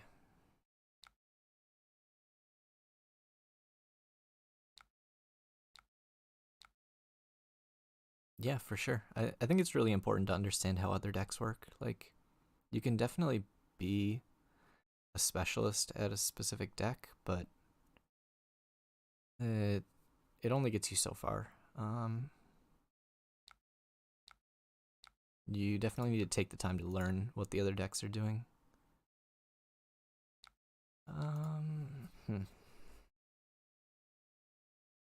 Actually, I'm not sure if leaving that on top was correct.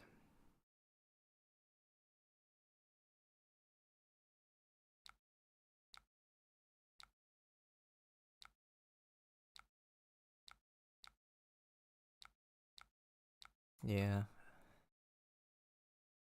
I don't think I really want to play it right now. I probably should have bottomed to read the glide path.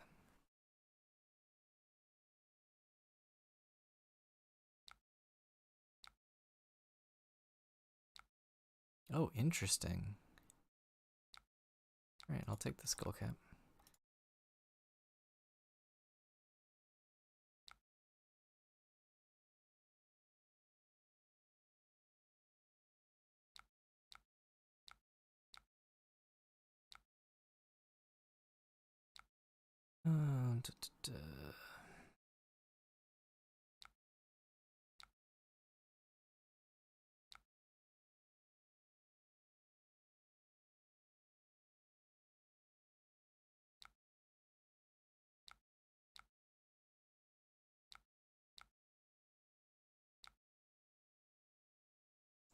Yeah, it's Looming Doom OTK or something. That's so weird that he's throwing this equipment so early. I guess I'll just fire this off and see what he does. He might be trying to hold a Looming Doom, but throwing the equipment in front of that doesn't seem right. Looming Loom, yes.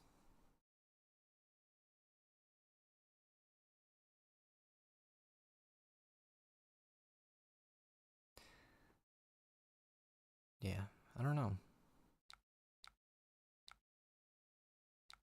Is that all 3 red reduces? Oh, just 2. Why did I think he played 2 last turn?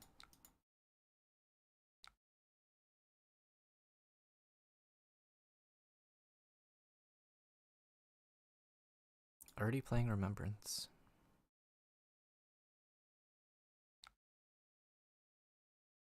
I'm trying to figure out why he's playing Dread Scythe over the Reaping Blade. I feel like there is an argument for Reaping Blade with people playing like Sigil and stuff. But he's never actually swinging it. Okay, I do not have an arrow. It is slightly risky. It would have been better if I could have pitched it. I mean, I've got Azalea ability, so I can get it out of Arsenal. It's always better to Arsenal it. I'm never holding a card. But if on that previous turn I had a situation where I could have gotten a different card into the Arsenal, I would have done it. Oh, actually. Huh. I don't have an arrow. No, I think I need to send that to the bottom and dig.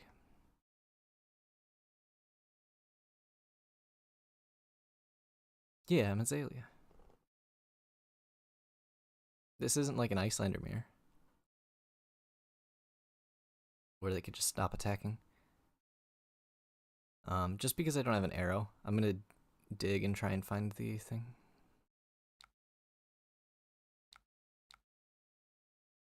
Please, arrow. Come on.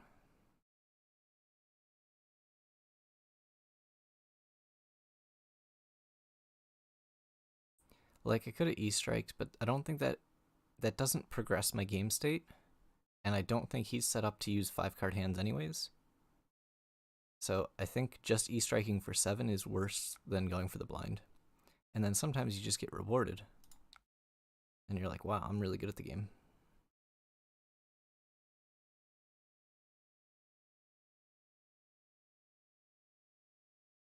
And since he's playing very defensive, I think I'm gonna extend my entire hand here.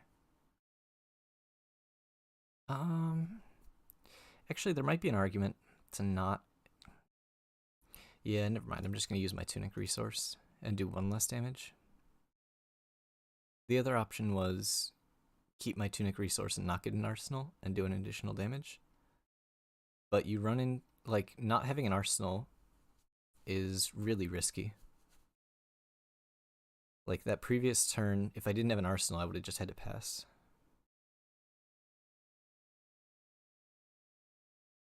Yeah, I think I saw their video show up in my recommended. I haven't actually watched it,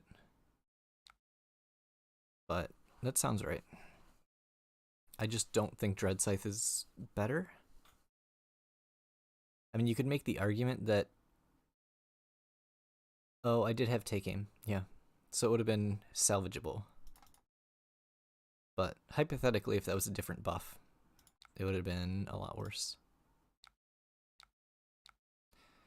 I forgot to use the Rain Razors. We're not going to talk about that. I definitely remembered to use my Rain Razors. Alright, Looming Doom is going to be annoying.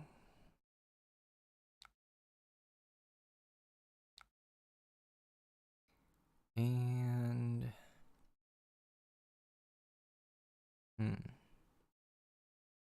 Nah, we'll take it. Dooming Doom is going to be annoying, for sure.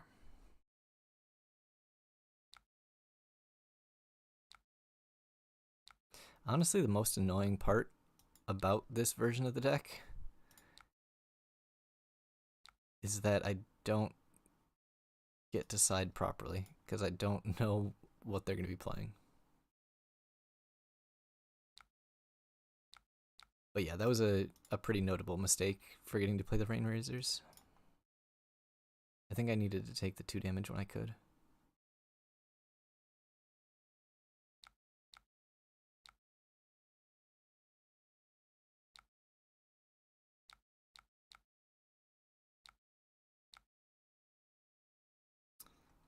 And now I'm down. Honestly, I can't remember if I've pitched a Rain Razors yet. I'm normally really bad at tracking my pitch, but I'm especially bad here. Huh.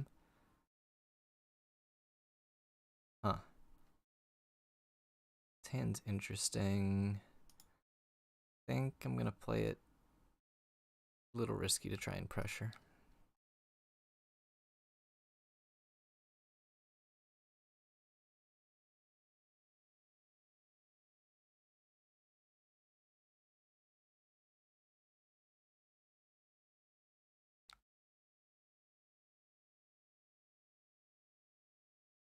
Red and Ledger really isn't great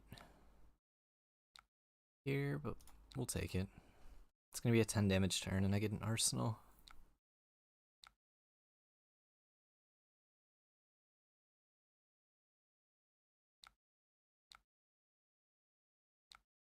Alright, I'll take an unmovable on an E-strike.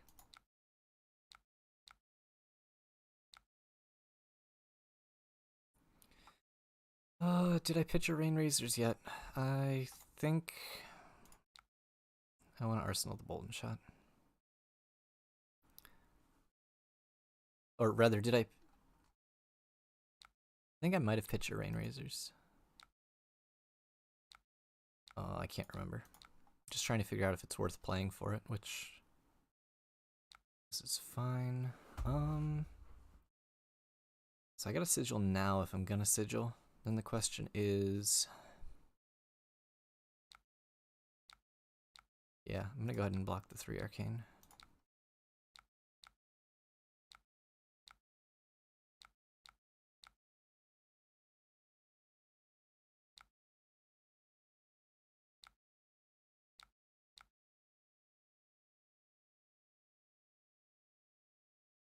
Yeah, I don't know.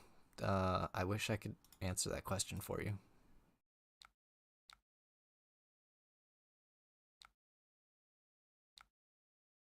So I could have Azalea'd here for the additional damage, but I decided to take it this line so that I could arsenal a Bolton shot at the end of my turn instead of a blind arsenal. So I lose 2 damage for that, but I get to save a red Bolton shot for a combo, which I can't draw my Rain Razors with Bolton shots today. This does look like a hand where I'm probably going to be blocking 2 Arcane from the Looming Doom.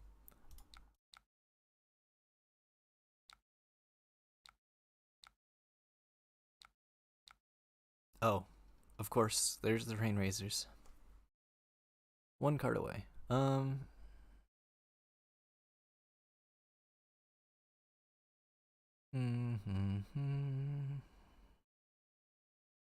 guess I'm just messing up my pitch here. It's fine. He never goes wide anyways. So we'll do this.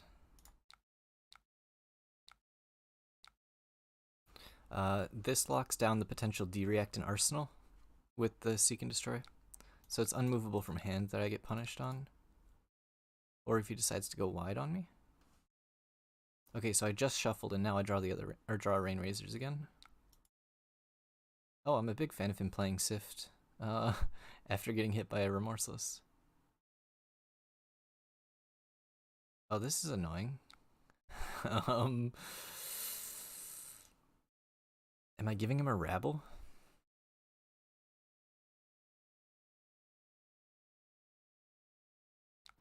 I can't afford to block any of this Arcane.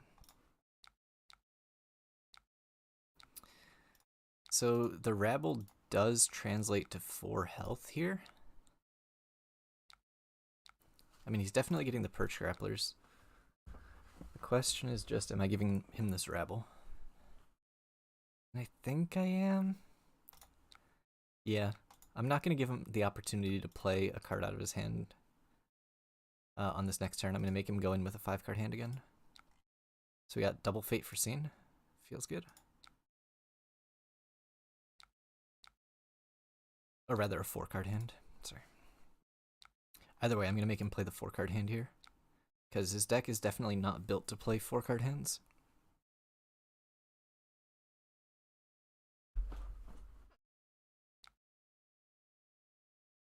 Yeah. Perfect. Yeah, I'll take that.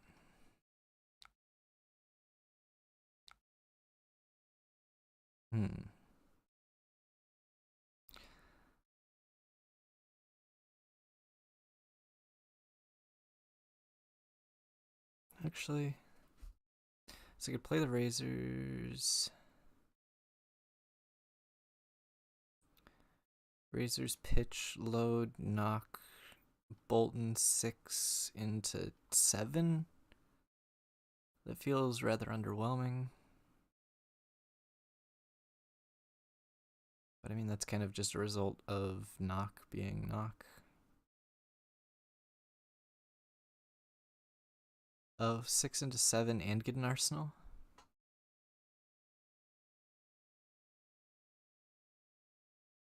Not a huge fan. No, I'm just gonna do this. I don't know, Knock the Death Whistle is just not a... it's a really middling card.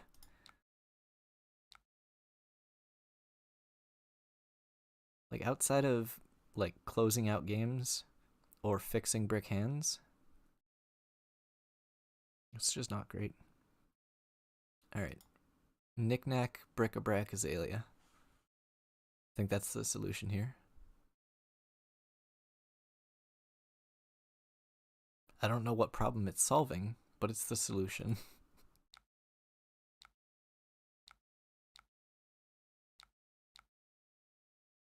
Yeah, we'll give up the Tunic resource here.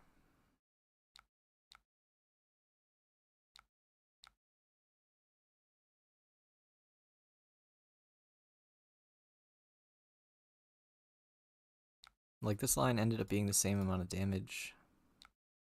Damn. The difference is I didn't have to use my rain razors, which is an important tool for closing out the game.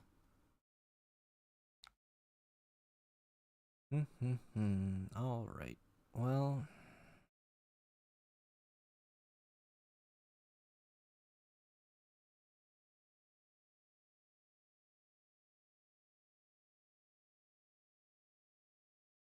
seven.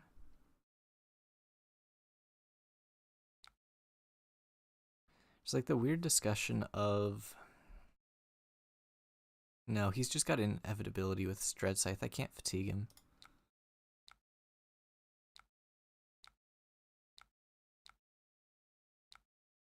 Yeah, interestingly, I don't think Erase Face is very good into this version of Viscerai.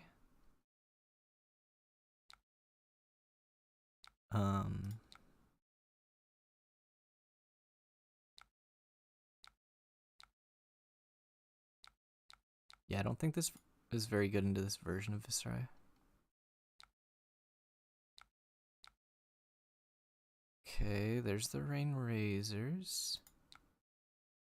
So we'll just go in like this and try and find a big turn. But yeah, I also just don't think I'd ever play Erase Face in Azalea. We've got enough on hits on our arrows already.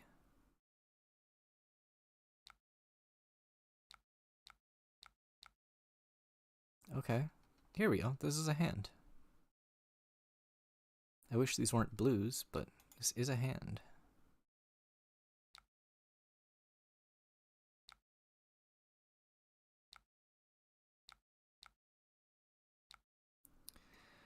Alright. There's like a small argument for Command and Conquer or Battering Bolt as poppers, but the reason is that they're 3 blocks as well.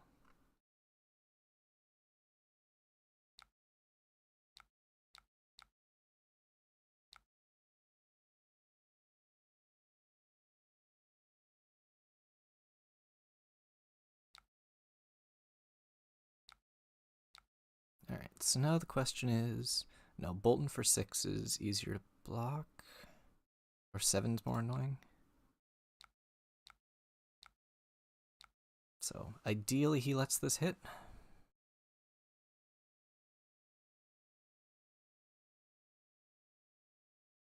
If he lets this hit, we're feeling good.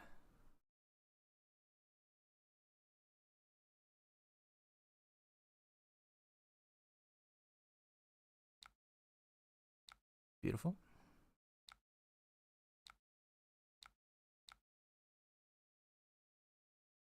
Six more.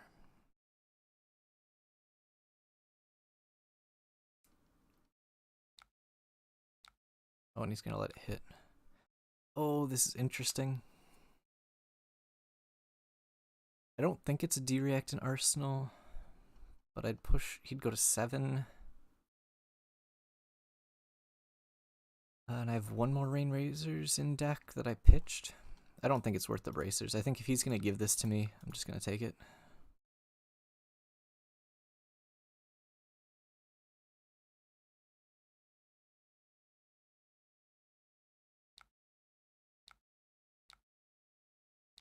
If he unmovabled me from Arsenal, I would have been so pissed.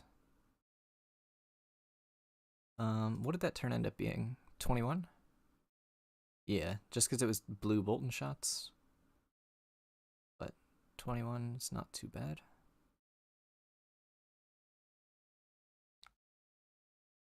What is in his hand?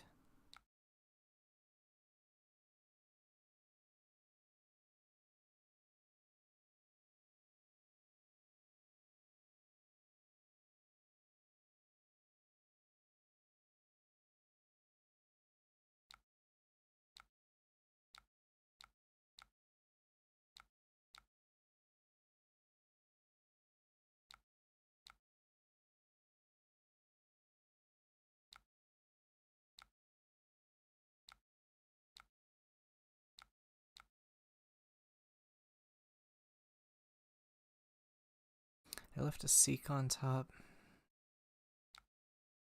I'm just gonna burn this. I mean, if he's set on holding that card in hand, this demands his entire hand. Unless they're 2 blocks, then he dies.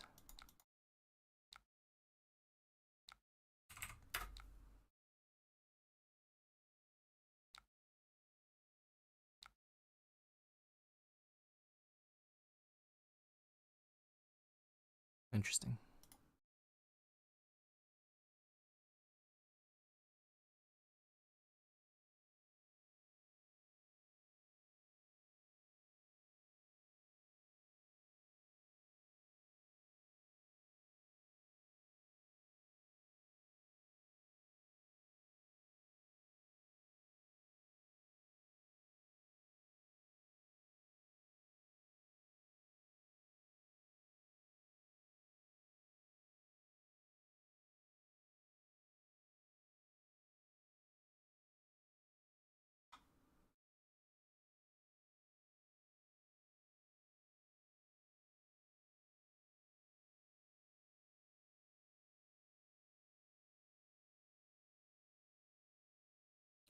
Yeah, I know in the lore book they have quite a few different classes that we haven't seen yet. I think Alchemist is one in there.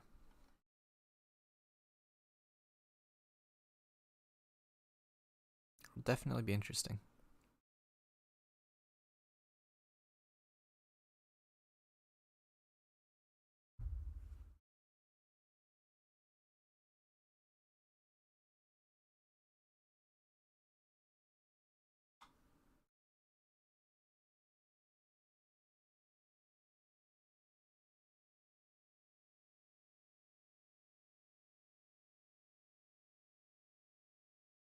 What makes us say that that would be an alchemist?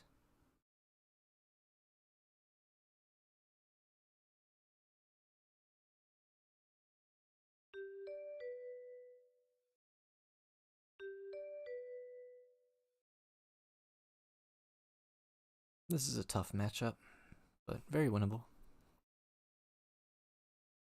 Because I know that looks like the character on Cut to the Chase. It might not be, but yeah, I'm not sure what makes it an alchemist.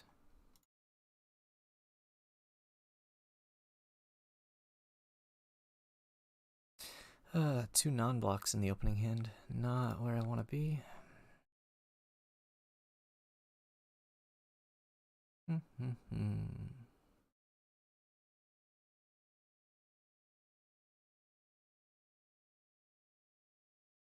Yeah, this sucks.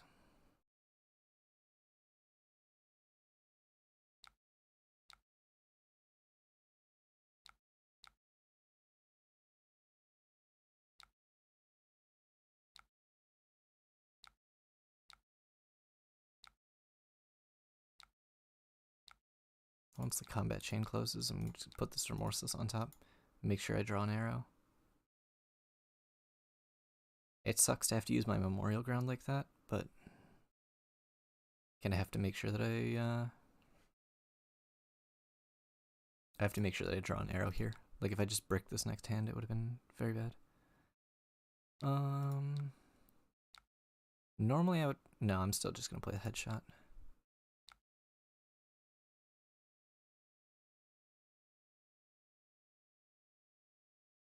A little bit annoying that I drew double arrow here, but it's all good.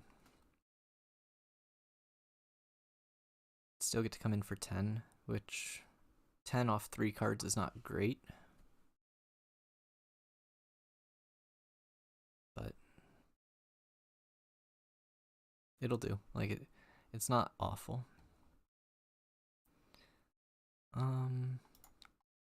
He's no blocking, which when he no blocks, that leads me to believe that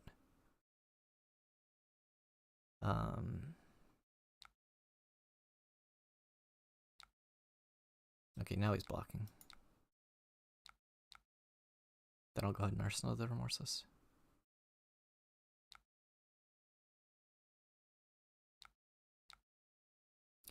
I agree. I'm a pretty big fan of Azalea.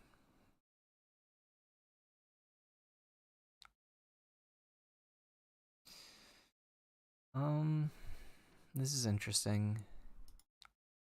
It's like, no, I think I need to take this. From like a value perspective, the E-Strike sinking this, or tempo, it's one less value. But actual value in deck as far as like threat density is one higher. So I think that's fine.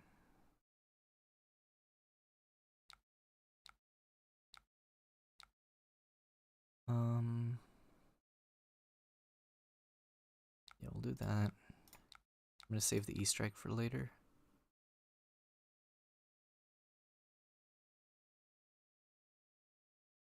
Now the question is, do I go 14 with a Seek and Destroy? No, I think I want to keep the Seek and Destroy in Arsenal. Fatigue shot's fine on top. This line wasn't great. Anytime you have to pitch a card entirely to fire the arrow, or pitching 2 cards, it's not great. But this line does get punished by CNC or CNC pummel. Okay. Leaking 4 is pretty good.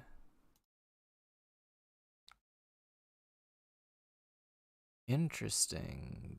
Just passing? Oh, heave, okay.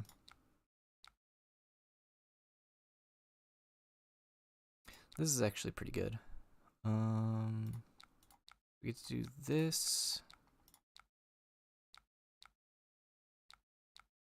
I'm gonna overextend here. Oh. Cool. 15 dominate with sleep, seek and destroy.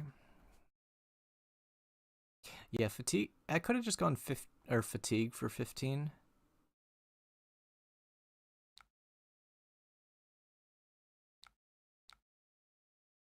Yeah. No, he would have just thrown his hand in front of a fatigue for 15. And then maybe like 2 pieces of equipment. My record is 18 dominate. Oh, actually, no, he had the surges. It should have just been the fatigue. I forgot about the surges. Yeah. My best is 18 dominated headshot. Technically, with a tunic resource, you could do 19 dominated drill shot. Yeah, I for some reason forgot there were 3 surges there.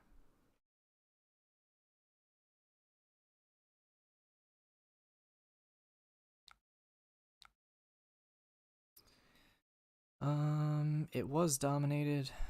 I probably get choke slammed here, or I probably get pummeled here. I'm gonna block 5 and take the pummel.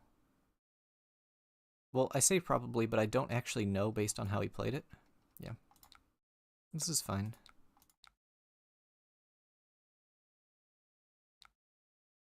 No, just because he had the surges, he was incentivized to play an attack. So fatigue would have been stronger against things like yeah, it would have prevented him from doing much with that. I don't know. It was debatable. There's also the discussion of whether or not it's important to actually push damage or maintain tempo. And just because we've been trading damage so quickly in this game, well, afterwards, since we've been trading damage, there might have been a discussion to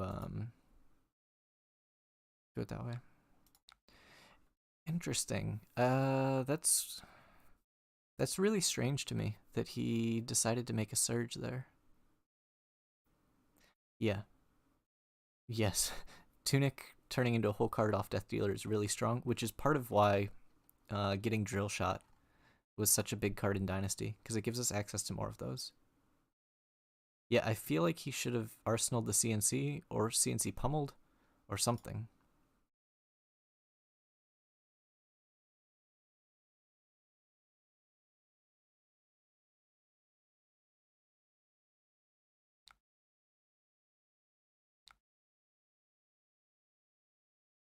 I'm not actually sure what I'm supposed to do on this line. if I'm being completely honest. I think it's this.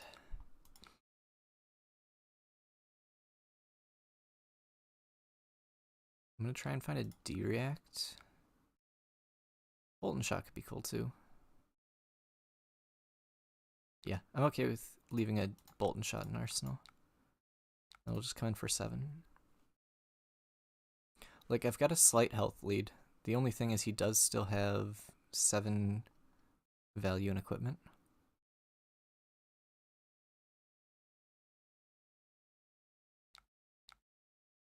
Oh, if I get... Oh, he blocked 7. That's great.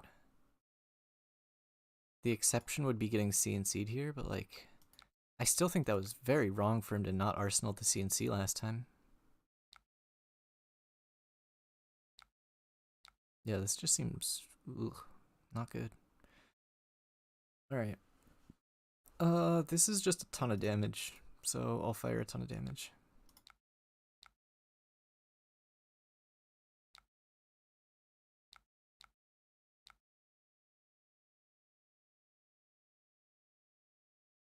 This is going to be 16 and an arsenal.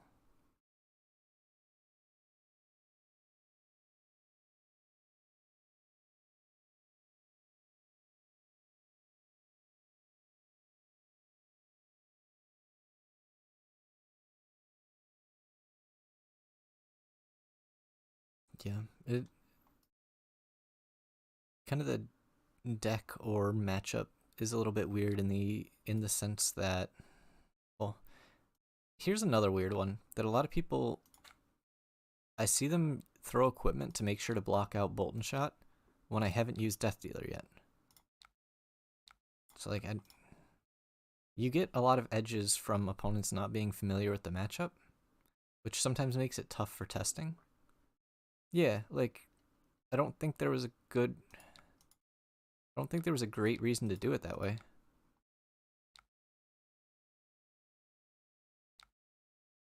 There are definitely times where I need the thing to hit.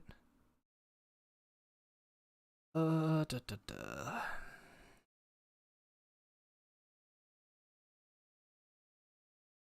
So I could red in the ledger for 8 dominate.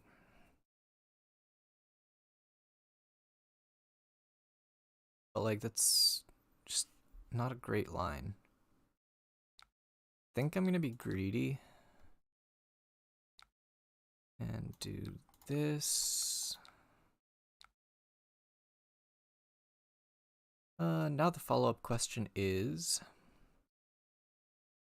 do I find an extender on top or not? A 0 cost extender.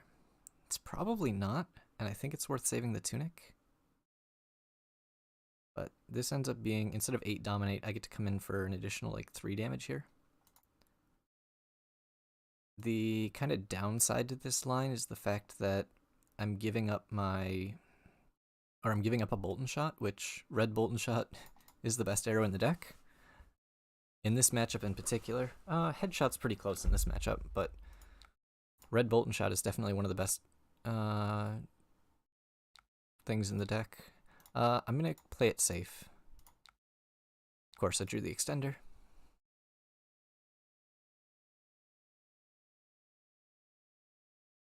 But yeah, I don't know. This is an interesting line. Ended up pushing a little bit more damage. Had I gone for the gamble that I drew the extender off the top, it would have been even better. But, yes, I agree. Weird armor usage. Well, yeah, under the Bolton, it was weird armor usage. I think I'm just gonna take this and try and stay on the front foot.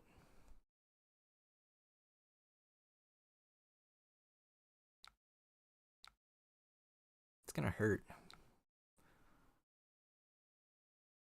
What does he have in hand?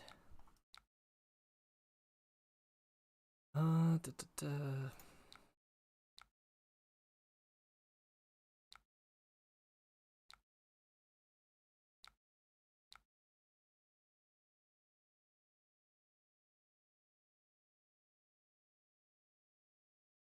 4-9.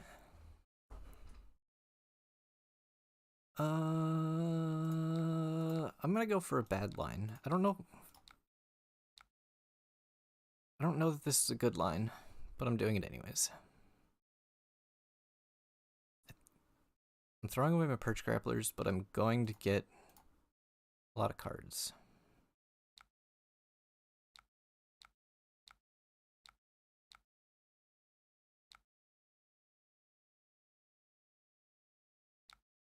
Yeah, I've committed.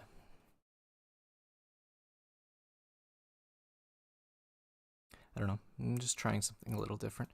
Actually, now it's probably not worth the bracers. Yeah, now it's not worth the bracers anymore because I got 2 cards. But like, I wanted to keep him off. Man, this hand sucks. I wanted to keep him off the full grip. I got punished.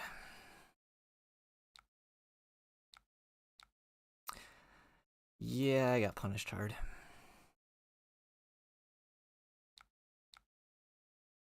I got super greedy there on that line. And then now that might have thrown the game.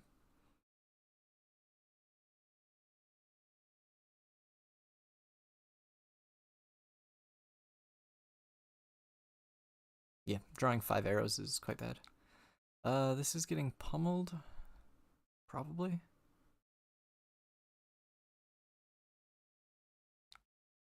I think I'm okay throwing 6 in front. And like, if it's not getting pummeled, I'm okay with that too. Yeah.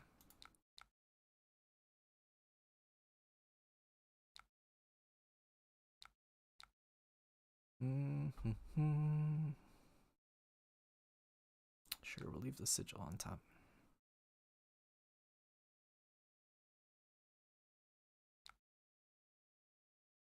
I'm okay with leaving, or with only coming in for 5, because the nice thing about Fatigue Shot, I mean, outside of Terra Sunder, Fatigue Shot keeps them off a tall hand when he has no armor, because he'd have to throw 2 cards to block it, and then he can't send a tall attack with only 2 cards left.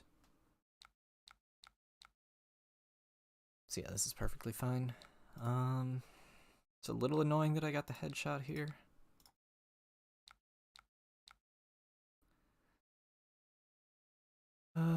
Yeah, we'll go ahead and do it this way.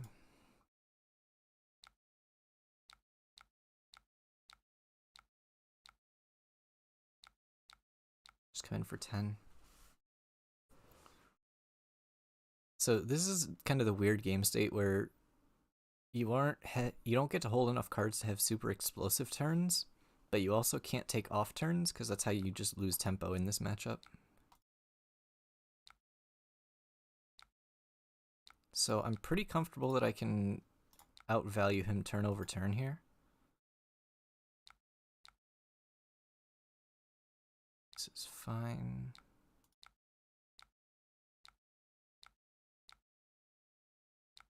Yeah, like this is fine. I'm back for 8. Then I'll go back up to 7.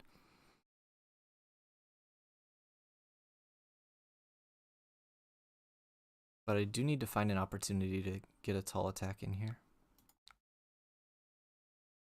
It's gonna take 2.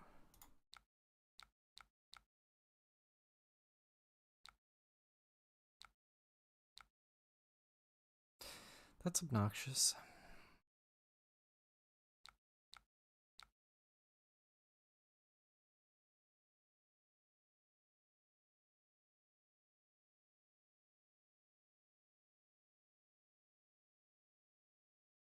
Deadeye putting in work here. As a yellow buff that lets me block. If it was a 2 block, I would have to block with the arrows and I'd be in a much worse situation.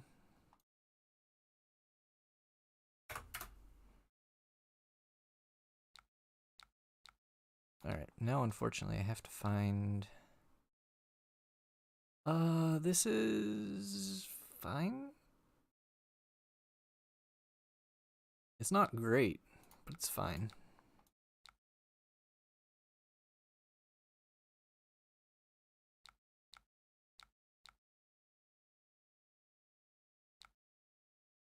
Is that my third Rain Razors? No, I still have 2 left in deck. This coming in for 8 isn't incredibly relevant versus 7, right? I'm actually a really big fan of the Fabled CNC. Because over the past few sets, we've had issues. Well, the first couple sets, we had issues with the Fableds being good and kind of prohibitively expensive, which is not a great place to be. And then they kind of went the opposite direction, in the form of the Fableds were not very good and worth like very little. So it's hard to have a balance between Fableds being exciting to pull and also having Fableds be like, if they're good and playable, then they become expensive, and it's not a good experience for the players to have to shell out a ton of money to have good Fableds. If they're bad, they're like cheaper than the legendaries, and they aren't exciting to pull. So making it a reprint Alta Art is, I think, a really good solution to that problem. So yeah, I'm very happy with what they did with the Fableds, or with the Fabled CNC. This game state is getting strange. Do I want to Arsenal this sync?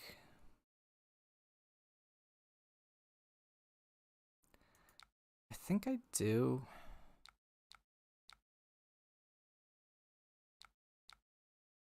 Yeah, he could be a pummel or like a D-react or something. But we're gonna go 4 into 8, which are really awkward numbers for him to block. That tectonic plating block is weird.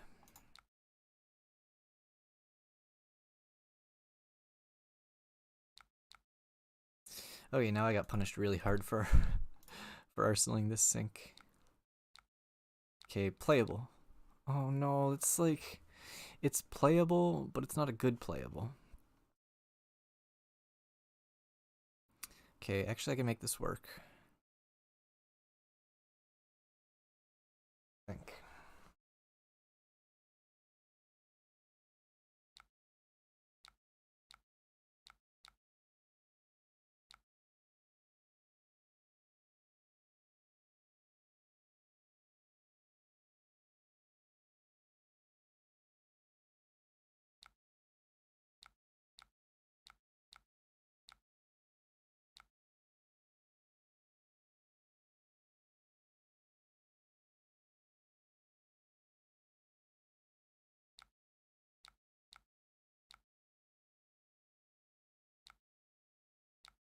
Yeah, this will work. 5 into 5 into 8. No, I think we get him here.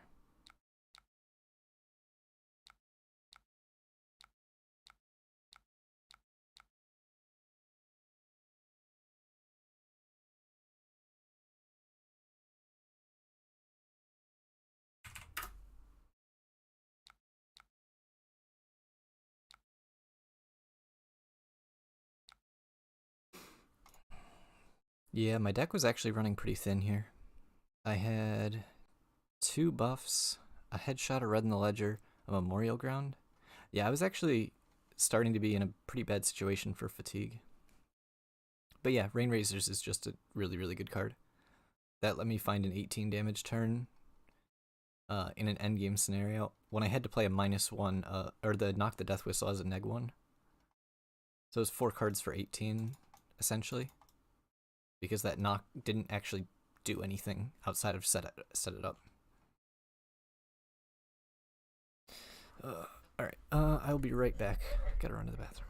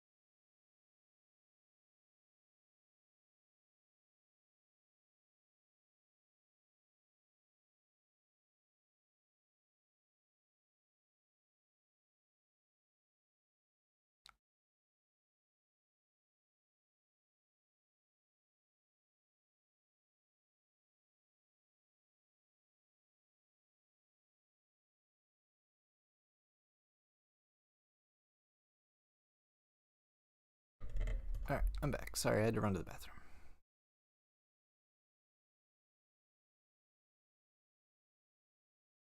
Alright, I guess we're playing the rematch. Now the question is, am I going second? I think I'm taking second still.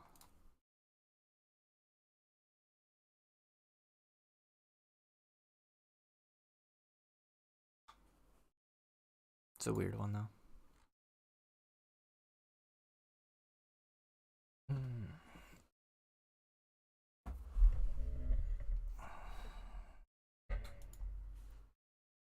I keep drawing these non-blocks in my opening hand. Luckily I have the sigil though, so if they don't threaten too much.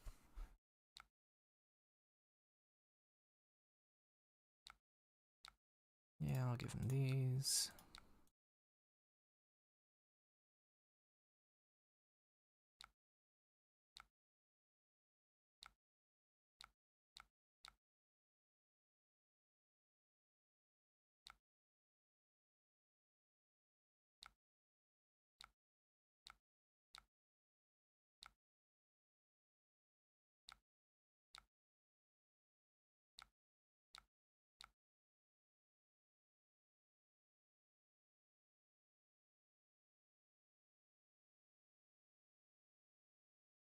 I like seeing a CNC block. It's always it feels good.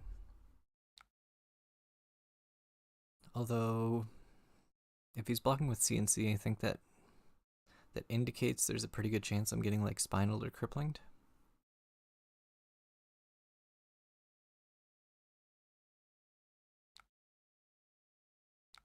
Guess not.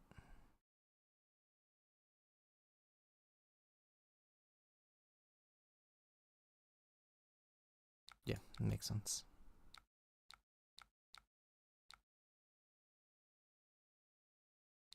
No. I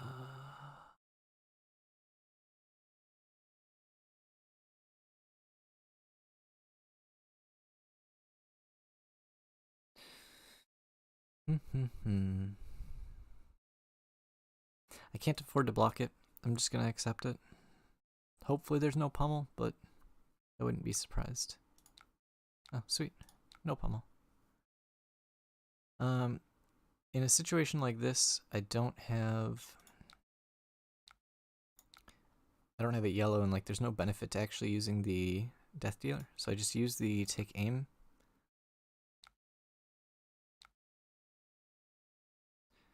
Now there is a conversation here to take 9 dominate, but I don't think this game goes to fatigue after I'm just taking the 4 there, so I'm just gonna take 7 here. This likely pulls armor, or he has a D-react. The other reason to do it this way is to make sure that I leave the headshot on top. Headshot's just, like, none of our arrows actually do a ton against Bravo, so headshot is kind of just a really good arrow. Because it pushes damage. So making sure that I have an arrow on top is never a terrible thing. Ooh, I'm very happy with the amount of armor there. I'm a little bit concerned about the follow-up, if I'm being completely honest. I feel like he's got to have something good. If that's not that good.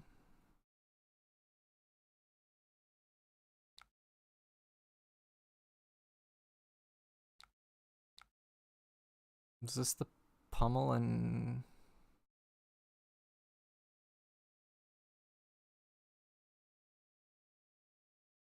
I will have Tunic up. Did he have the pummel for the CNC?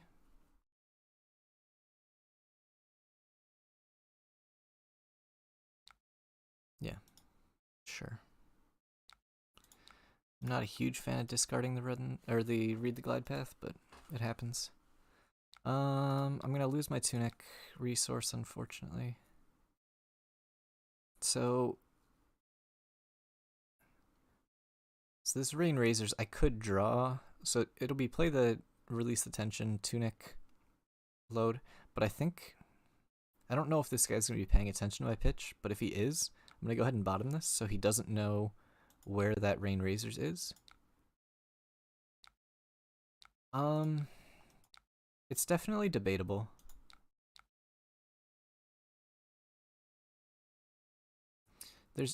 There is an argument since his equipment was starting to come down. It just feels like whenever I fire a fatigue shot, they're very comfortable to just throw 2 cards and swing hammer.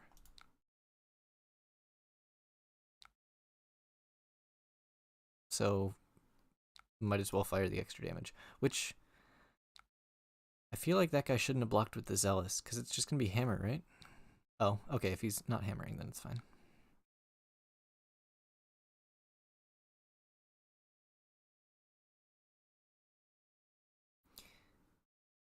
Yes, but the point is, if he wants to hold his hand to do something like a crippling, he's taking 9, which I think I'm okay with that.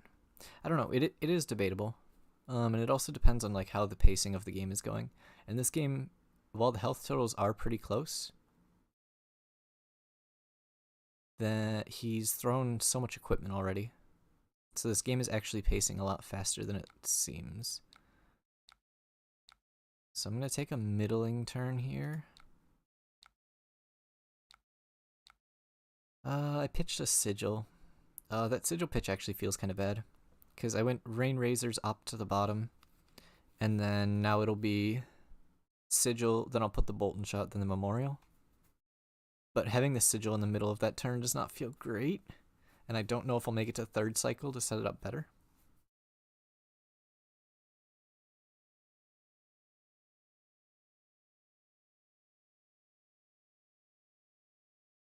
I'm not sure. If you guys haven't picked up on it, I've been trying very hard to practice my pitch stacking in this deck, because it is actually quite important in this longer games. Any game that you can be fatigued in, trying to set up like a Rain Razor's Bolt and Shot turn for 2nd cycle is very good. Or, you know, they don't line up on 1st cycle, so intentionally pitching them to make sure that they do on 2nd cycle is pretty important. This is a good hand. I'll just throw the knock.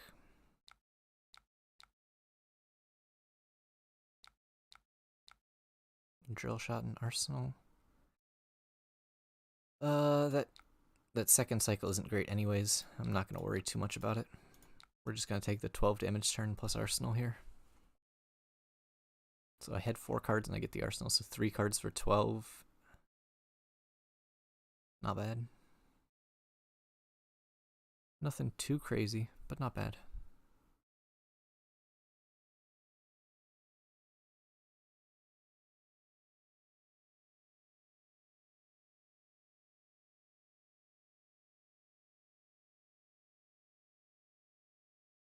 See, again, people trying to block out the Bolt and Shot. Like, I've got floating resources, and I've got Death Dealer available. Like, you don't need to block the Bolt and Shot. There's a universe where I try and push damage here with this Release the Tension. It's just, I don't know if he wants to block out or not. No, I'm going to play it safe. It's not uncommon for me to overextend a hand and then all of a sudden get stuck with no Arsenal and then not draw an arrow and just lose all tempo. Yeah, I think that was the realistic outcome there.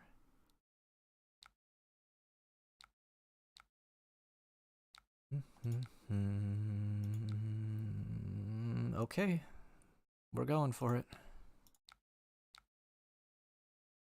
Well, actually, how greedy am I?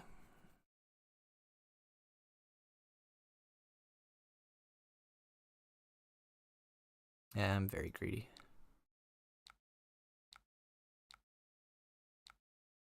No perch grapplers. I'm not... Maybe I should have. That would have been very greedy. We're just going to take pretty greedy. Oh, I should have pitched the headshot. On the off chance he lets this hit. Yeah. Dang it.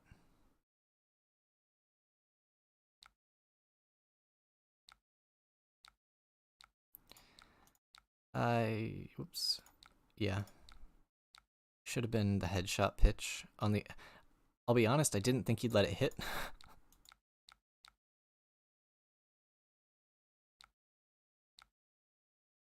Yeah. Didn't think he'd let it hit. It's my story and I'm sticking to it.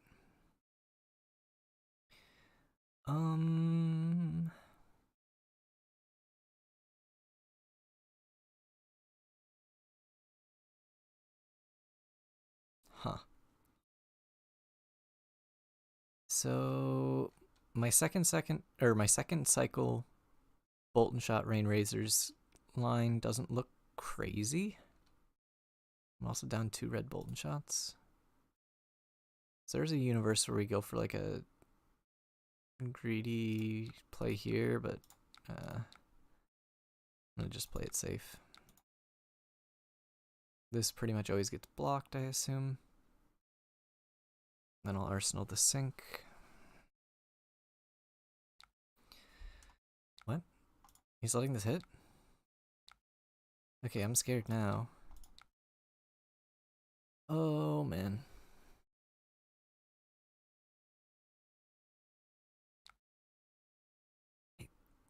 Oh, if he didn't... He telegraphed so hard that he's got a big turn. So, like, if I blind Azalea and miss here, and I don't get to put this D-react in arsenal, that's, like, real bad. Oh. Oh, now he played the sink below. Huh. I'm confused. These two and perch grapplers? Like, he's got to play out his entire hand here.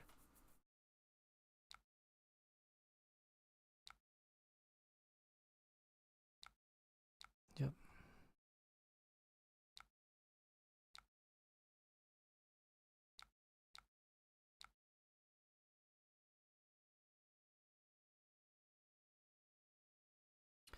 So this card doesn't actually matter what it is. So there's a discussion of, do I want to get to my second cycle faster or not? And I don't actually know the answer, but if I did know the answer, there was a correct decision there if I did know the answer.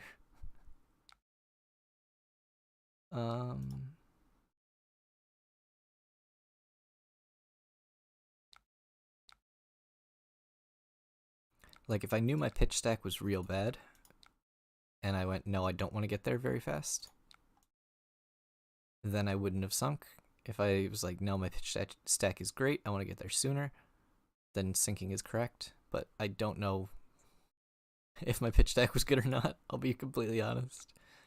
I'm like massively ahead in health right now, so I just need to try and find a way to capitalize on that. And I think it's just going to be like a 10 dominate here.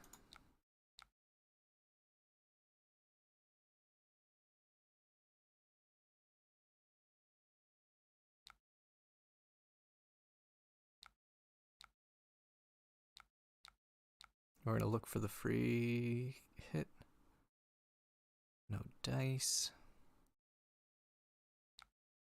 Wait, that wasn't my yellow Bolton, was it? That was going into my Rain Razor's turn? It might actually have been. Oops. Now the question is, do we want to go fatigue or head?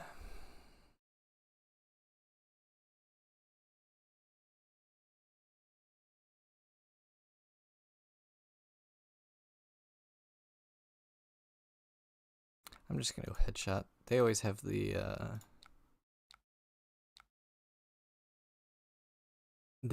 terrace under if I go fatigue. Or rather, when I go fatigue, they always have it.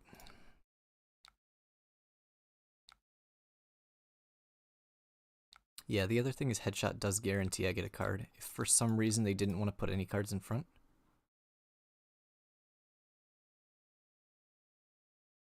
Whereas fatigue risks not getting a card, and then they could go like terrace under arsenal or something.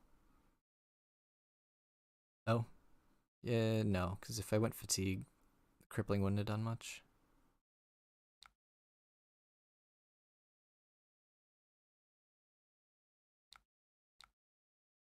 Alright, well, Okay, so this wasn't my second cycle. I'm trying to think of how far I've been opting and such.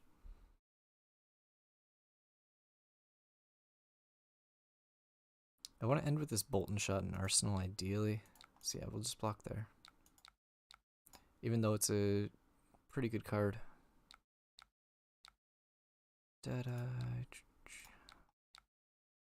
Okay. We'll take an 8 dominate. Might just win off that. Let's find out.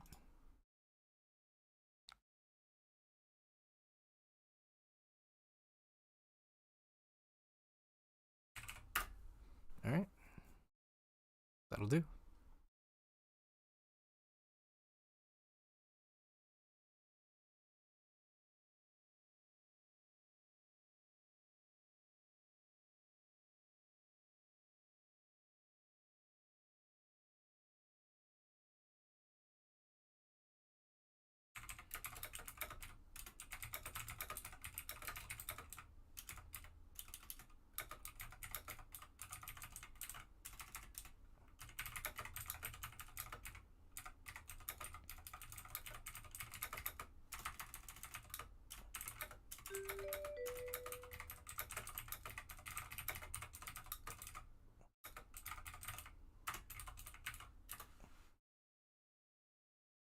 I think Azalea's in a pretty decent spot. I don't think she's particularly strong, but she's nowhere near as bad as people think she is.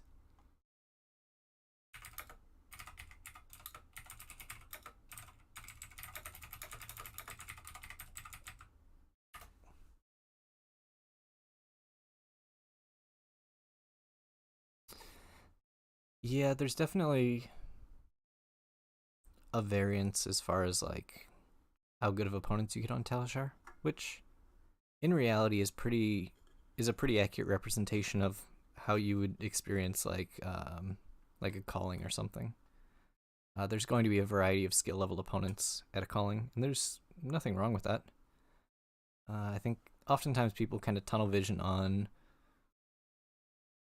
only how a deck performs at like against a very, very good player. But the thing is, a lot of these events you do still have to play a variety of skill level opponents. So there's something to be said about consistency to make sure that you are beating both, or can beat both.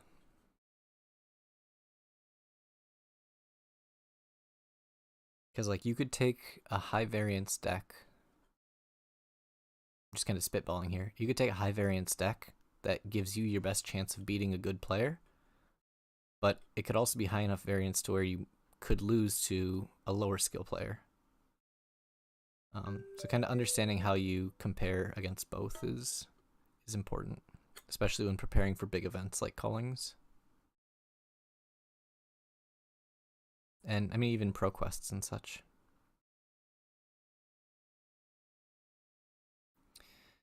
It's also relevant practice to be able to identify your opponent's play patterns. Like, if you can identify that they aren't playing, or my Azalea Talishar win rate should be just under 75%. Overall, I don't know what the overall would be. But yeah, I think it's like 74 and change right now.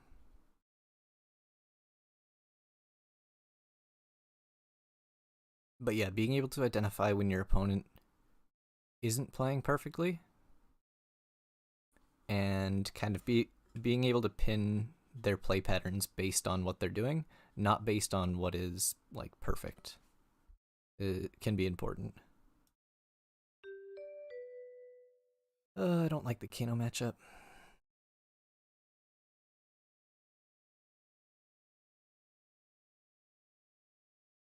I think I like going first,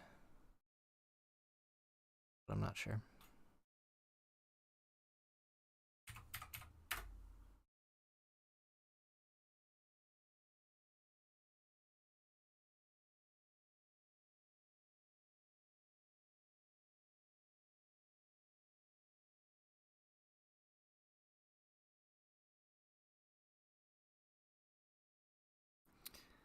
But yeah, and then on the discussion point of opponents playing weird, people aren't the most experienced playing against Azalea. So, you know, your opponent's making different decisions isn't the craziest thing. But that's why they're on here playing Talishar, because they're trying to learn. And hey, Jotrick, how's it going?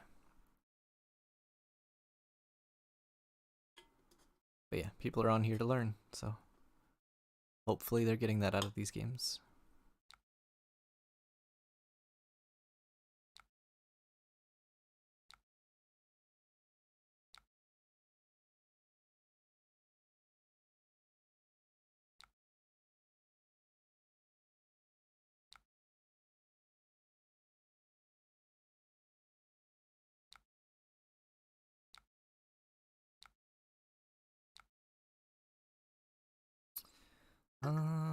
This actually looks like a pretty good hand.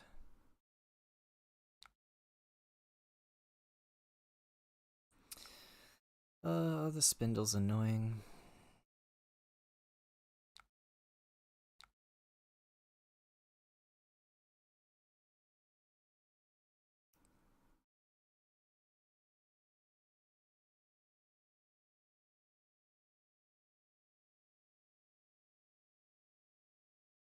Don't know that I can afford to just not block it.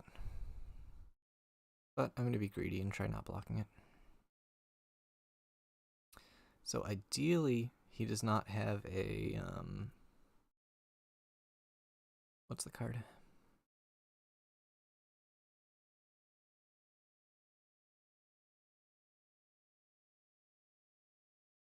Aether Wildfire.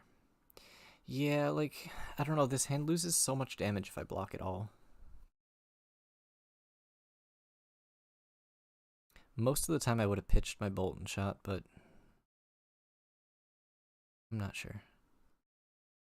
It really is, but the other problem is in this matchup, like I can't just not do stuff. Okay, this is interesting. What does he put on top? He also just opted, left everything on top, and now he's going to search. Yeah, but he's going to shuffle his deck off this.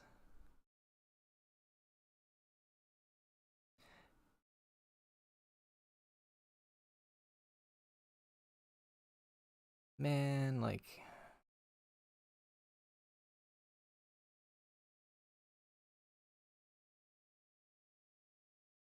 So, I'm actually curious how Talishar is coded as to whether or not it lets him decline the search.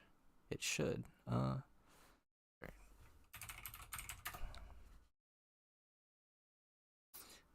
just gonna let it hit. Yeah, so he probably just grabs a blazing, or not a blazing, Aether Wildfire.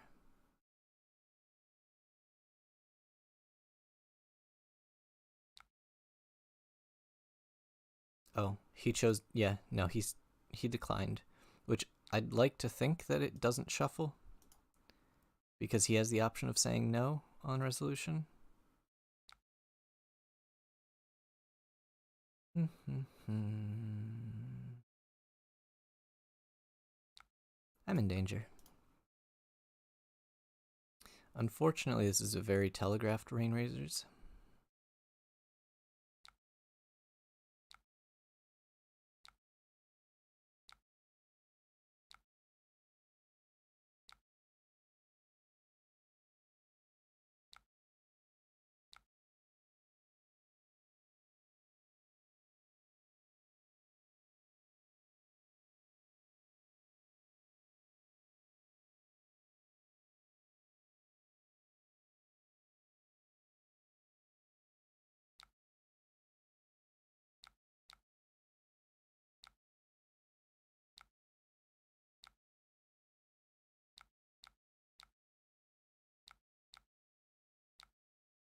Did I leave the sigil on top?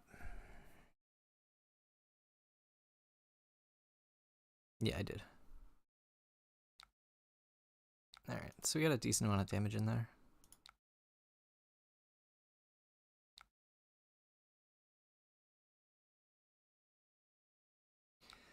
I mean... Oh, with my luck, it's gonna be like a snapback.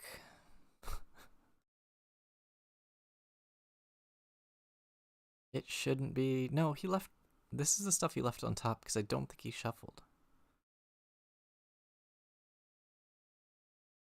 I wish I knew, because, like, he didn't choose anything off lesson, but I don't know if Talishar is programmed properly to not shuffle there and give him the option to decline searching. As opposed to... Because he should be able to decline search, or fail to find, or search. Like, he should have 3 options, and I don't know if they're all there. I'm going to take the punish to the snapback. If he had snapback, I think he would have crucibled. Why didn't he crucible? Ow.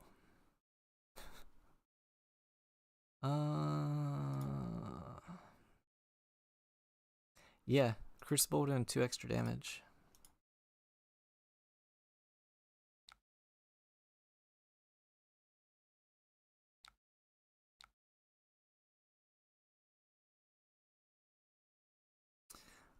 Actually,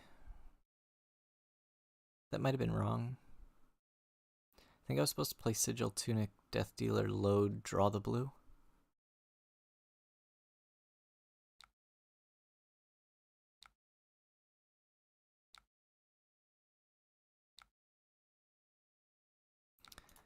Alright, I got a pressure here.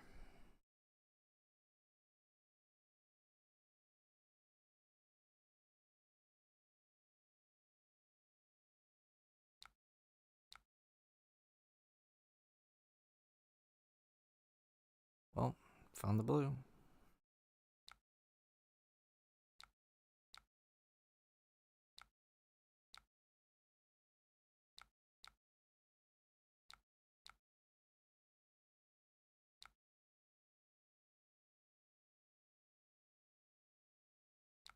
But he knows I have a blue in hand. But we get at least 1 card here.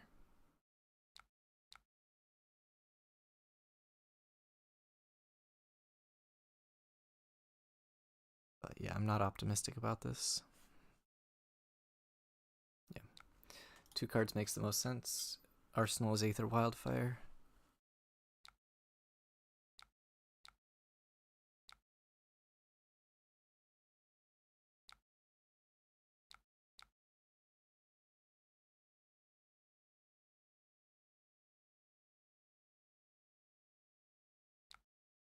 Okay.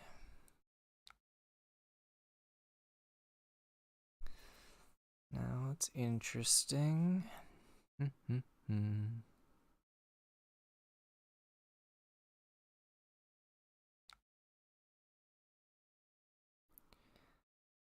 not entirely convinced that this is the line, but I'm going to take it.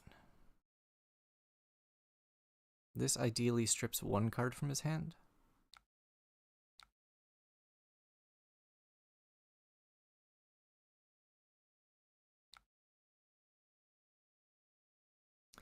Yeah. So by going in with that, it makes him... Oh, he has double E-pot, so he's got to go for something here.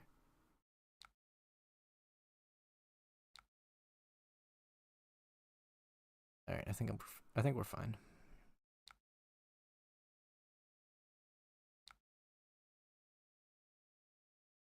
Yeah. Yep. That should be it. The goal is just to represent a go again, threatening lethal with as many resources in hand as possible. So he either has to commit to trying to kill me through... Realistically, he could assume that this is like 4 to 5 resources. But he's got to try and kill me through that, or commit to blocking, at which point you can go wide enough to try and kill him.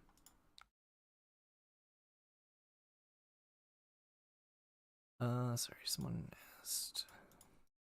Oh, I guess I haven't lost in the last 3 hours. So 74.69 is the current win rate on Azalea.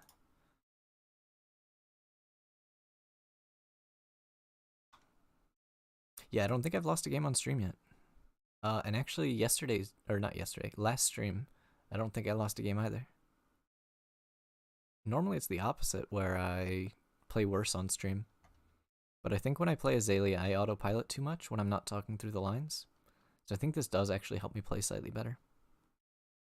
The first stream I lost 3 games though, but that was 2 Dromais and a Bravo. The Bravo I threw, or rather made some bad plays that could have cost the game. Not saying that I would have won for sure if I didn't make those, but they definitely did not help.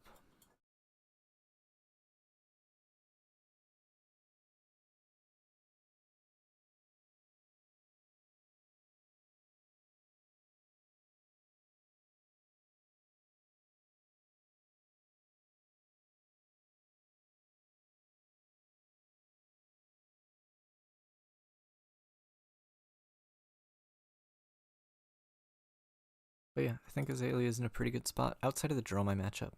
The more I've played the Oldham matchup, the more manageable I think it is. Yeah, I definitely should. I just have to make sure that I have like a decent amount of time available to do it. And, you know, just in the right mental state to stream. Sometimes I don't know, you just don't want to be on stream. I'd rather just sit and watch YouTube while playing games, which actually is where a lot of my losses come from, because I'm watching either Netflix or YouTube while playing games, and then I make misplays. But, you know, it is what it is.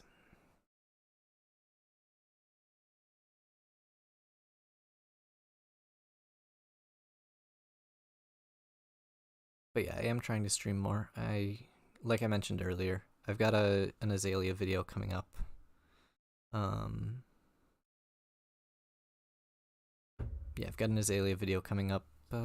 It's been recorded. I just have to double check, make sure everything's good on it, and upload. Dash versus Azalea is an interesting one. I think it's good. I'm currently 42-8 in the matchup, so it feels pretty good. Obviously this is above average win rate for me,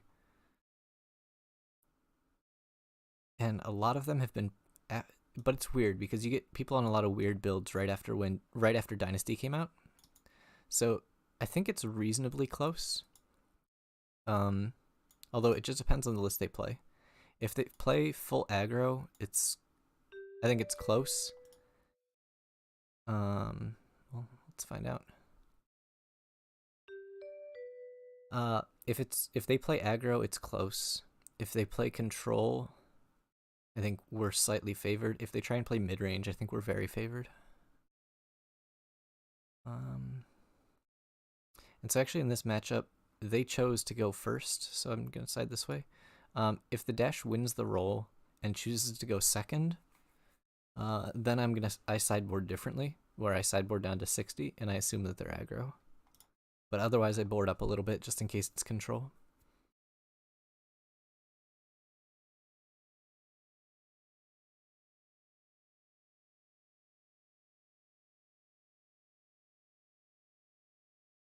But yeah, I'm definitely comfortable in the matchup.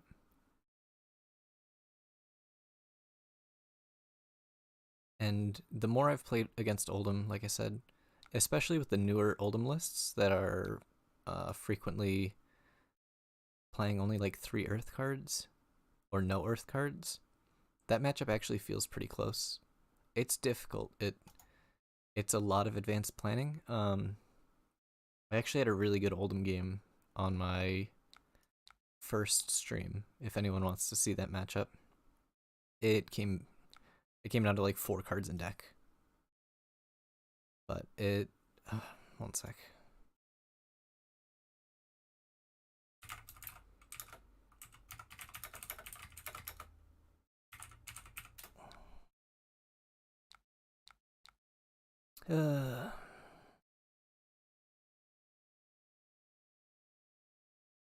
Yeah, dash is definitely an interesting one because you've got multiple different like variations, so it's hard to gauge how good or bad it actually is.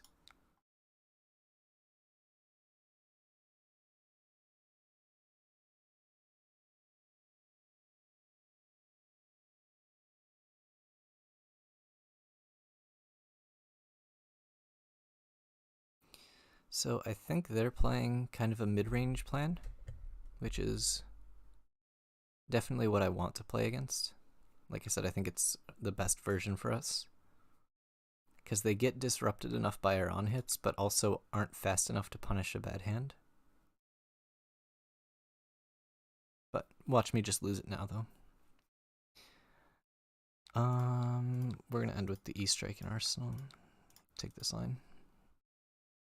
So that was 3 cards for 11, threatening an on-hit. It's pretty good. We'll get to end on the E-Strike in Arsenal. E-Strike in Arsenal isn't the greatest, but it's never, like, bad. Yeah, them going turn 0 pounder, load equipment and pounder is definitely a rough one. Luckily, ooh. Alright, well, I get to put a counter on the Tekla Foundry Heart. I feel like I gotta get max velocity or something here, otherwise that wasn't worth.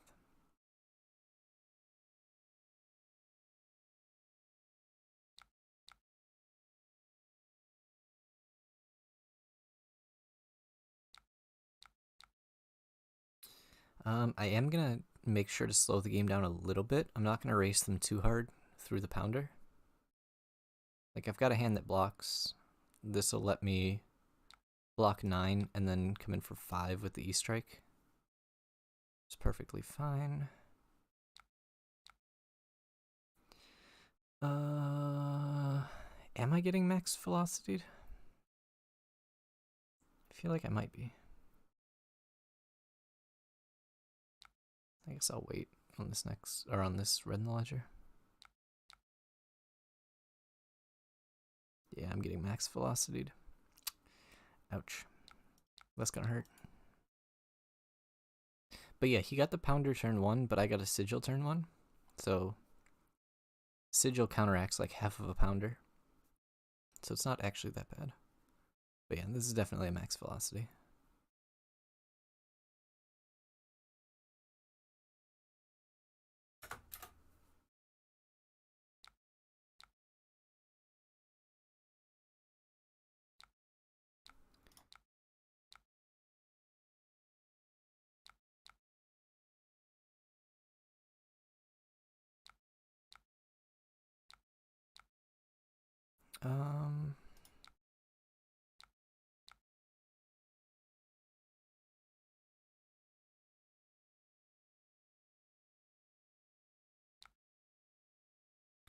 We don't talk about that card around here.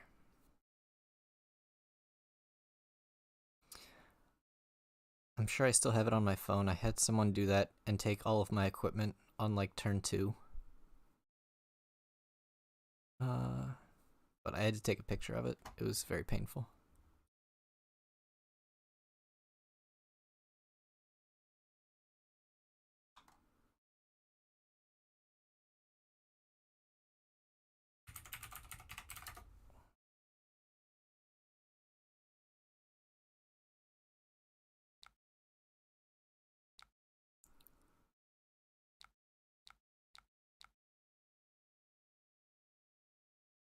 Oh, this is a really good hand. This is like the dream hand right here.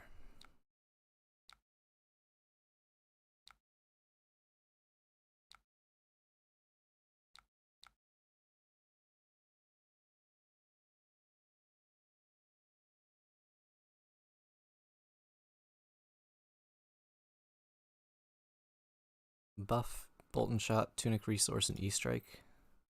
About as good as it gets.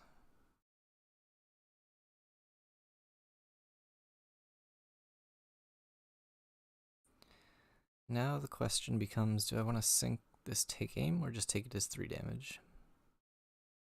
I think I'd rather just use it as 3 damage.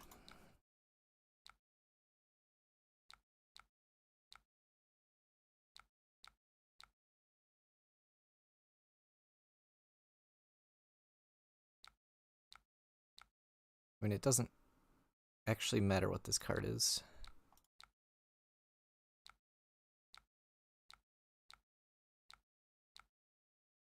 I guess had it been... No, it didn't matter. This is 15 off 3 cards. Technically, I went into the turn with 4, but I'm going to end with an arsenal. So yeah, 3 cards and Tunic Resource for 15. It's pretty good rate. Slightly above rate.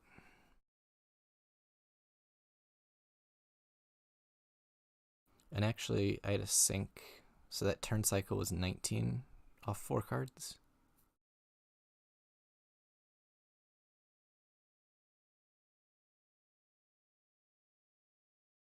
And the best part about this line is occasionally, or actually quite often, your opponent looks at it and goes, they've got 2 cards left in hand, and it's a bolt and shot with go again. So they'll go out of their way to block the bolt and shot. So I've had times where this comes in for 7, and they'll block with 3 cards to make sure I don't get the reload. And then I get to E-Strike, draw a card. And it's just like, on that line where it's 7 into 5 off 2 cards, I've had it where I use my 2 cards to get 3 cards from them and deal 5 damage. Like, it's wild.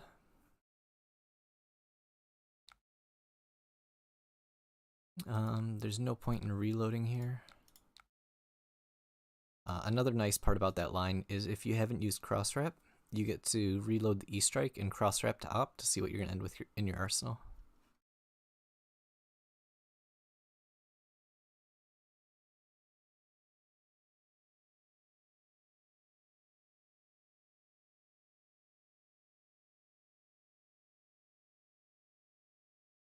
So yeah, I feel reasonably far ahead right now.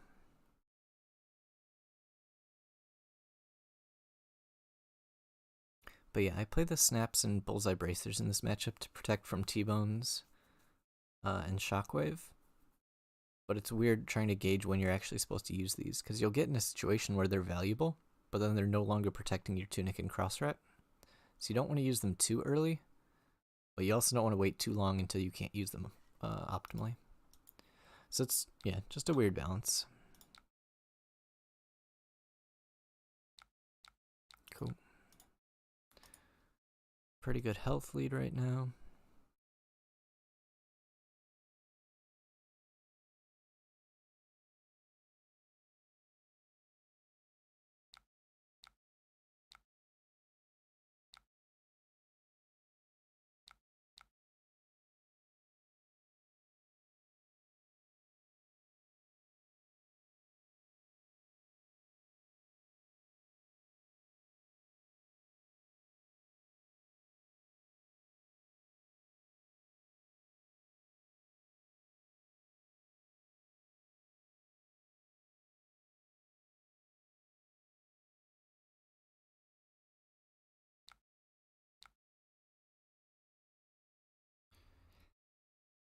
I think I'm just going to try and be efficient with these cards, because there is the risk that I don't draw, or I don't opt into an extender.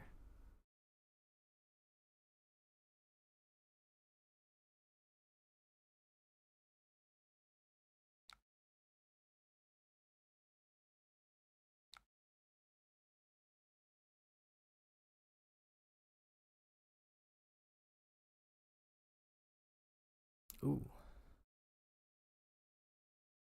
Banishing the tome. Interesting.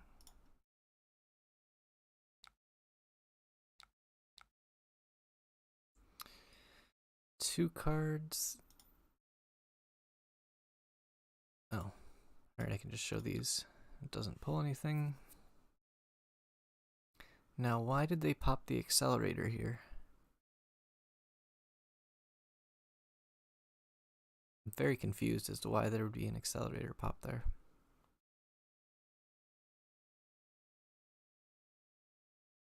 Why can I not think of what the card is that they would use accelerator for?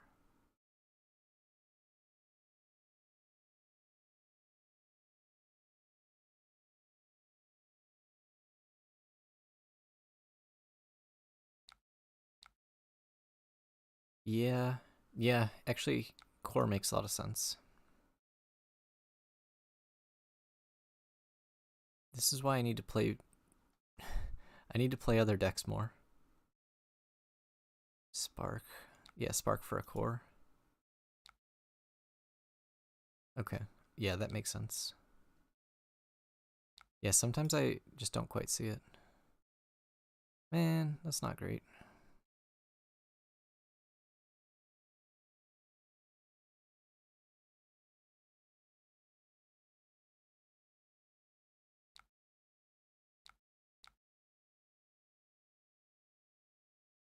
I'm just gonna go for this. 3 card for 7, not as good as my 3 card for 15. Unfortunate.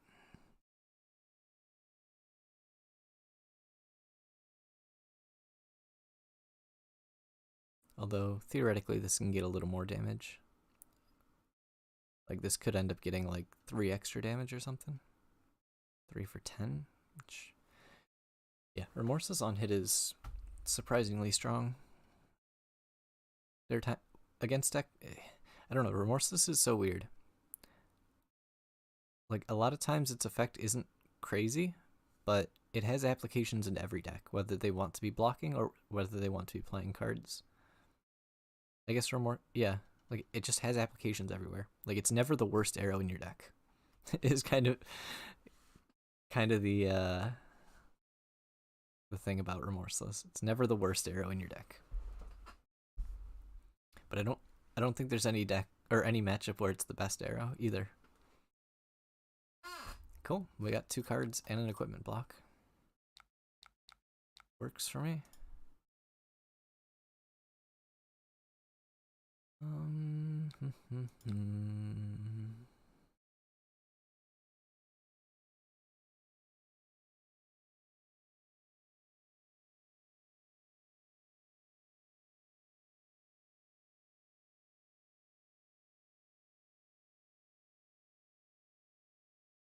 Really don't want to block,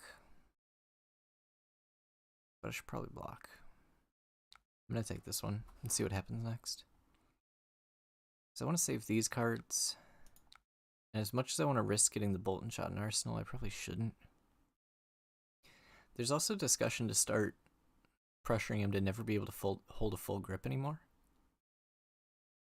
Because like I can do 13 next turn, threatening a red in the ledger.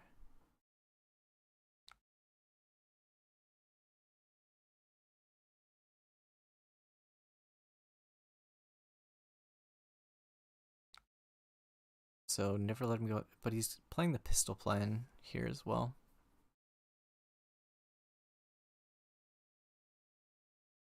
I think it might be late enough where it's worth using the Bolt and Shot.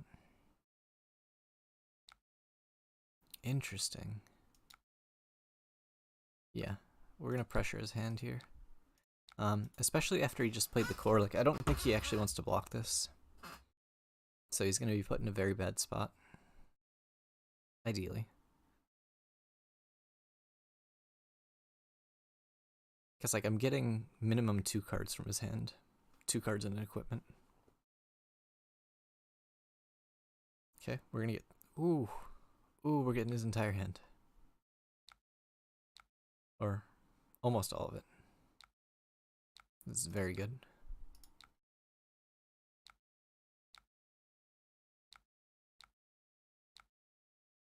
See, this is a situation where Deadeye was not good.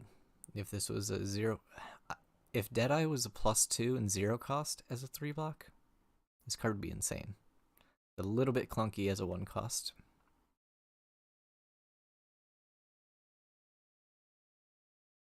But it being a 3 block is very, very relevant.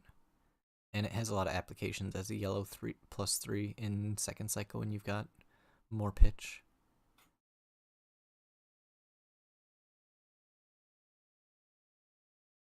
But yeah, this puts him in a really bad spot because he's got these cores that he wants to use the resources on, but he can't effectively because he's got to block with 3 cards.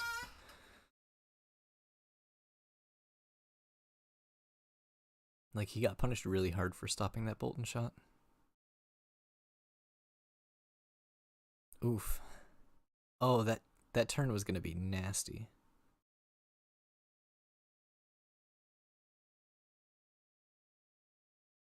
But I'll take... He had double high octane. Oh, man. That would have been bad.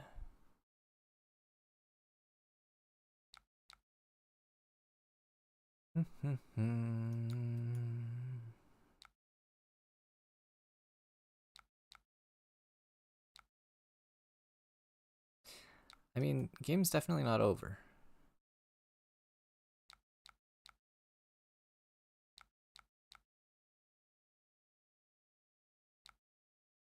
I could always draw an Azalea hand.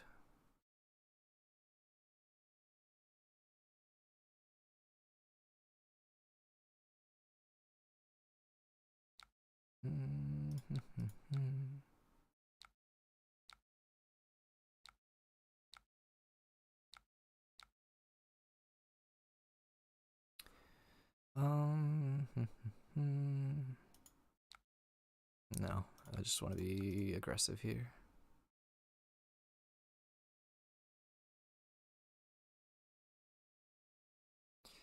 So there's a small issue of this line doesn't take his entire hand.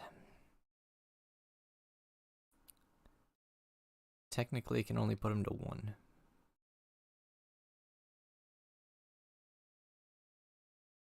Which means there's a discussion to blind Azalea if he lets this hit, which, realistically, he's letting this hit. Can't imagine him throwing 12 in front of this.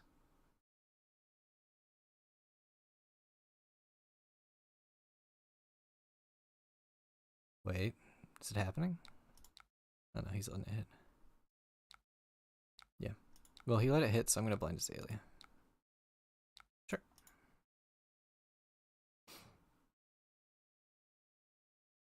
Obviously, this doesn't do anything in the matchup. It's only in the deck as a 3-block and the potential to what's it called?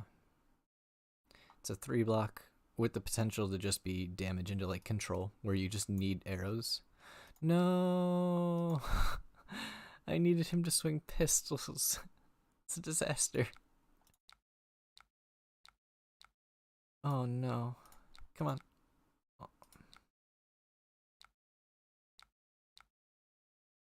Wait, I should not have pitched that all you got. I should have just arsenaled it.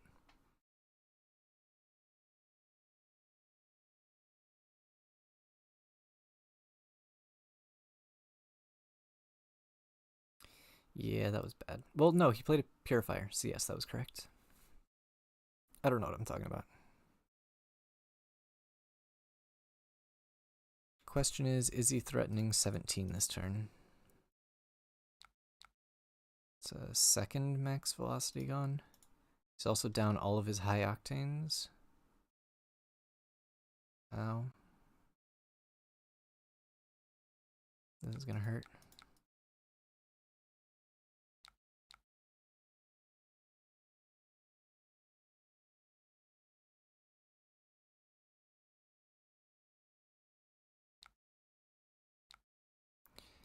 Three cards.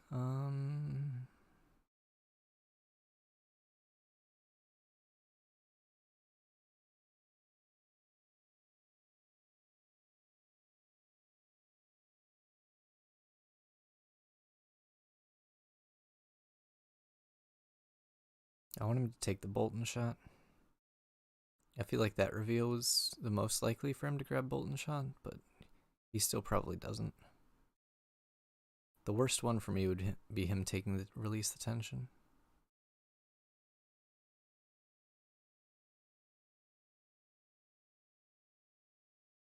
But yeah, I think. Oh yeah, no, it was the turn where I just passed. Oh, he took my Bolton shot. Sweet. Yeah, the turn of me just passing, I think, costs me the game here, unfortunately. I mean, maybe I can claw this back. But if that's a blue. Yeah.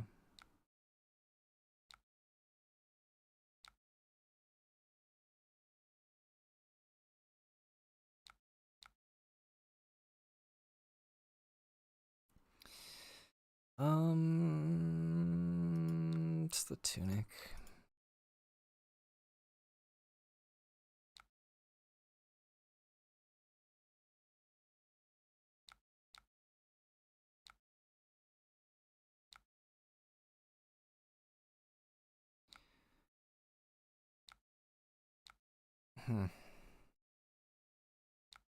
Yeah, that was a real big turn from him.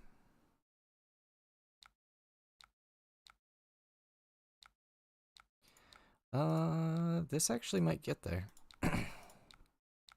Come on. Damn. Alright, well, we're extending. 14. So, yeah.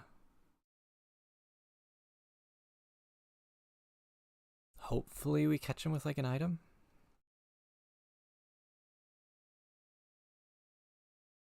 He's banished his third core. So there might be a pounder in the deck still. Although I think if he's running the list that I think he's running, I think he might still have one pounder. Or I think he only plays one pounder. I know he pitched a purifier.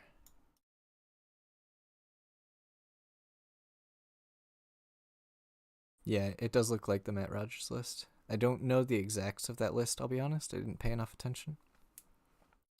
But hopefully he drew a chamber or a purifier, and he has to take 5 and then pass. Oh.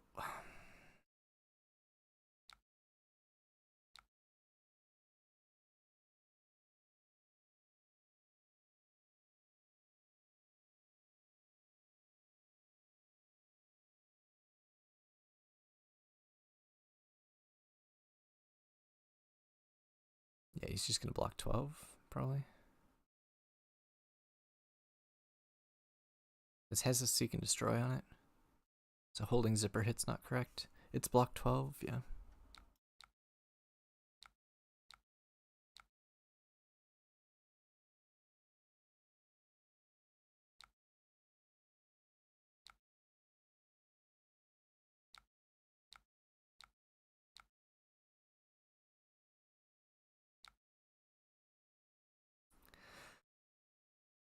Why'd I have to hit a blue?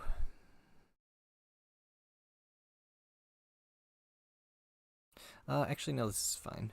I can still represent 12 here.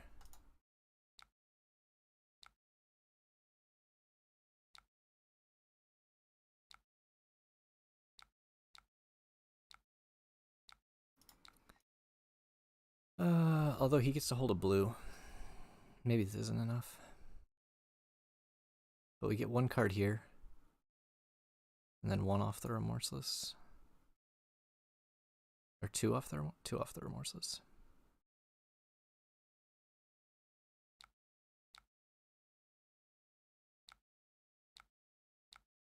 I mean, there's the possibility that he has an item. Yeah, I would have gotten rewarded. If I went for the blind, it would have won the game. But I don't think I needed to. I think I win if it's an item in hand. And he only has 10 cards left in deck, so it's quite possible he's gotten back to his items.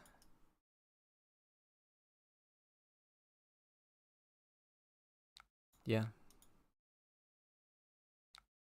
And the Seek and Destroy connected, so he just loads and fires the pistol. Should I get to that all you got? Do you have any take aims left? Oh, it's a T-bone. Oh no. That's a bit annoying. Oh, he is gonna load the purifier. Man, I wanted to draw.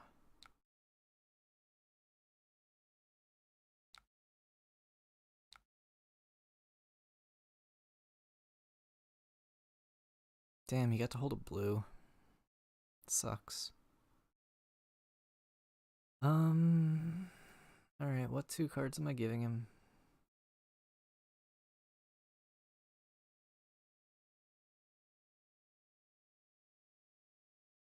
Do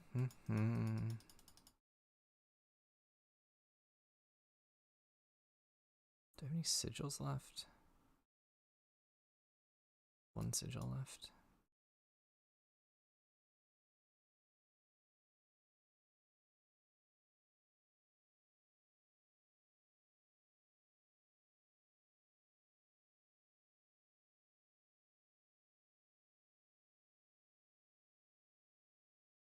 Oh, I can't hold that.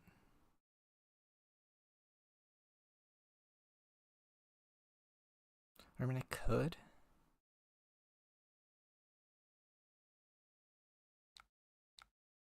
I don't know.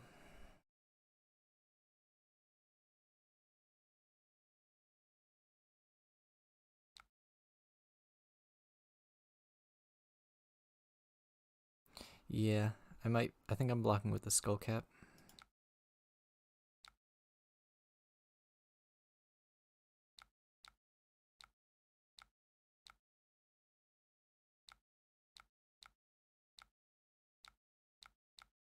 Buff.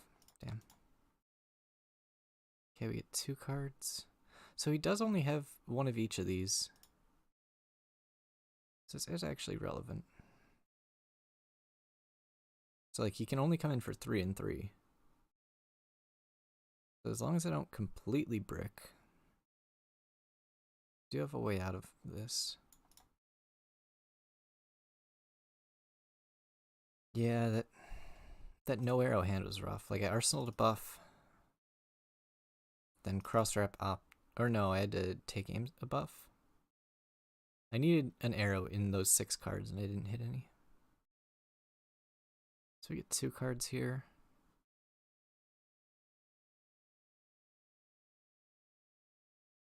Yeah, drill shot and arsenal is actually quite good with snaps. So if I can give him 2 cards, I can very likely represent something that demands 3 back from him. And that's kind of the plan when he's only got 7 cards in deck, is I've got so many cards in my deck right now that I can block, as long as I don't get screwed on 3 blocks, which I'm playing Azalea, so it can definitely happen. And yeah, he realizes he can't afford to boost with that T-bone. He also doesn't have any counters on his items right now. Like he should be drawing an item soon, I think. I don't actually know how many items they run.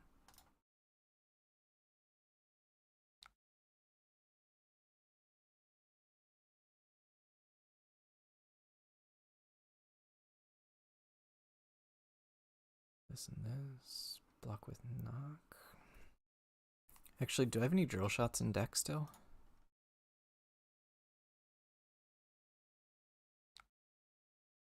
One. No.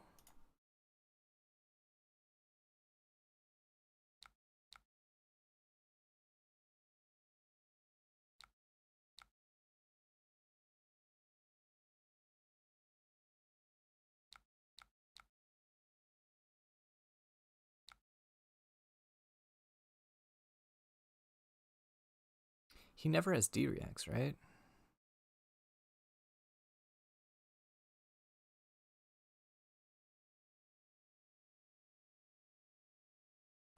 So I think this is just enough.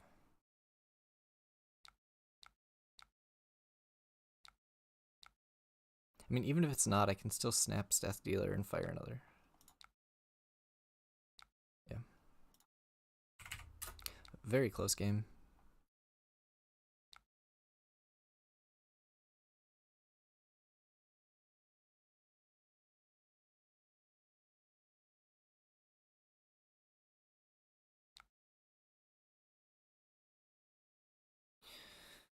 I think I'm gonna call it there. It's 3.5 hours. This has been climbing.